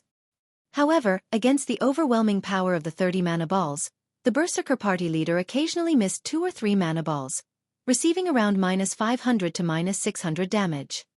Without the suppression of Zero Wing's attributes, the battle immediately turned to Zero Wing's favor, whereas the Flower of Seven Sins were at a complete disadvantage. After killing Sky, Xueqi did not stop to pick up the loot the Berserker had dropped. Instead, he turned around and dashed for the Seven Sins party leader that posed the greatest threat to Zero Wing. These party leaders were all experts in the flowing water realm. Even if Zero Wing's main force members recovered their attributes, the party leaders were still a major threat. After Xueqi's attributes recovered, due to Thunder God's descent still being active, he became much faster. Although he was not as fast as when he had killed Sky, his speed was more than enough to deal with the Seven Sins party leaders. After appearing behind one of the party leaders, Xueqi executed Chop with his killing ray. A streak of blue light flashed. -15,485. A bloody mark appeared on the Shield Warrior party leader. Only at this moment did the Shield Warrior's shield appear in Xueqi's trajectory. The Shield Warrior was slower than Xueqi's by a massive margin. Suddenly, the party leader, who had roughly 11,000 HP remaining, fell to the ground. Observers were, once again, rendered speechless. Xueqi's attack was simply too fast. Watching from afar, they had only seen a flash of blue light. They had not even seen his sword's afterimage before it struck his opponent. Just how was someone supposed to defend against such an attack? After just a short moment, 4 of the 7 Flower of Seven Sins party leaders had died at Xueqi's hands. Fire Dance, Violet Cloud, and Aqua Rose took care of the last 3. In the end, Zero Wing had annihilated the assassins from the Flower of Seven Sins.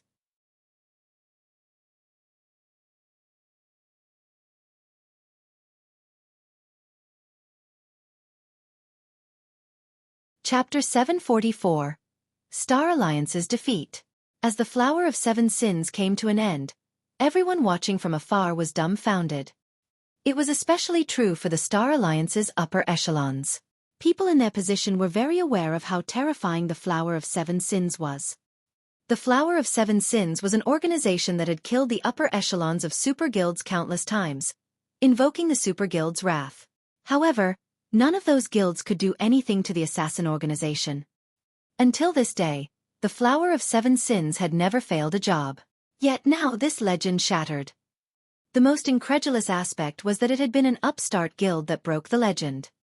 How can this be? Red Feather's eyes widened, and he clenched his fists as he stared at the corpses of the Seven Sins scattered across the ground. The Flower of Seven Sins had been their final trump card against Zero Wing. Now that the assassins had been wiped out, how were they supposed to deal with Zero Wing's upper echelons? Any expert could take advantage of the narrow terrain to exert their strength, not to mention Black Flame, who could instant kill the Flower of Seven Sins team leader. With Black Flame's strength, he could slaughter elite players without wasting much stamina. He only needed one hit for each kill. If they relied on Zerg tactics to kill Black Flame, just how many elite players would they need to sacrifice? Not to mention, the Tier 3 demon was still alive and kicking. It was practically impossible to annihilate Zero Wing's main force here with just 20,000 elite players. Guild leader, the Flower of Seven Sins members have been wiped out. What should we do now? Unsure himself, Red Feather quickly decided to report to Galaxy Past. What? Galaxy Past was momentarily stunned when he received the news.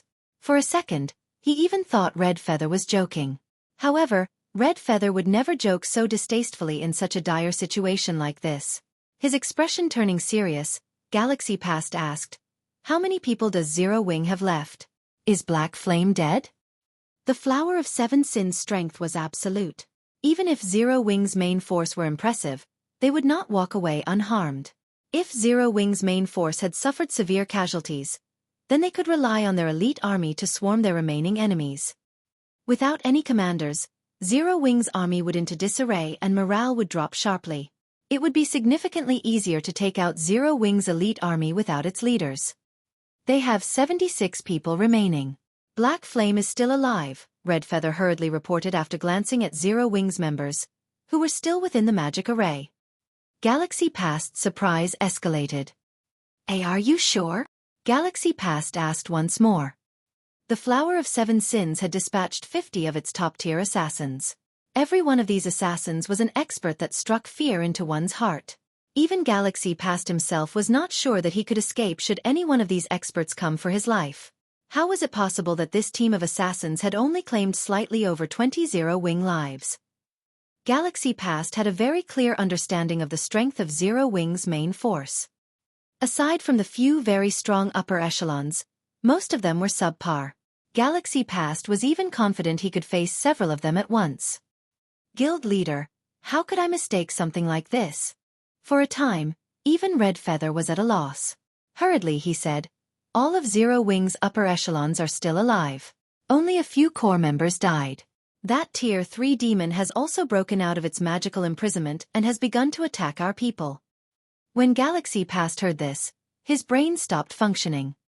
Since when was Zero Wing so powerful? Against the Flower of Seven Sins' 50-man assassin team, Zero Wing had actually emerged victorious, losing only a few unimportant members. "Guild leader, what should we do now? Do we fight or retreat?" Red Feather asked anxiously as he watched the Tier 3 demon slaughter his elite members. "Black Flame, we will retreat." Only after a long moment did Galaxy Past finally decide. When he uttered the word retreat, he sounded as if he had been sapped of all of his energy. How many years had it been? Galaxy Past had long since forgotten the feeling of defeat. However, today, he had been reminded of the taste. This taste made him very uncomfortable. Ever since the Star Alliance had fallen into his control, the guild had only lost to super guilds and super first-rate guilds. The Star Alliance had never lost to anything less. Yet, now, the Star Alliance he commanded had been beaten into submission by an upstart guild.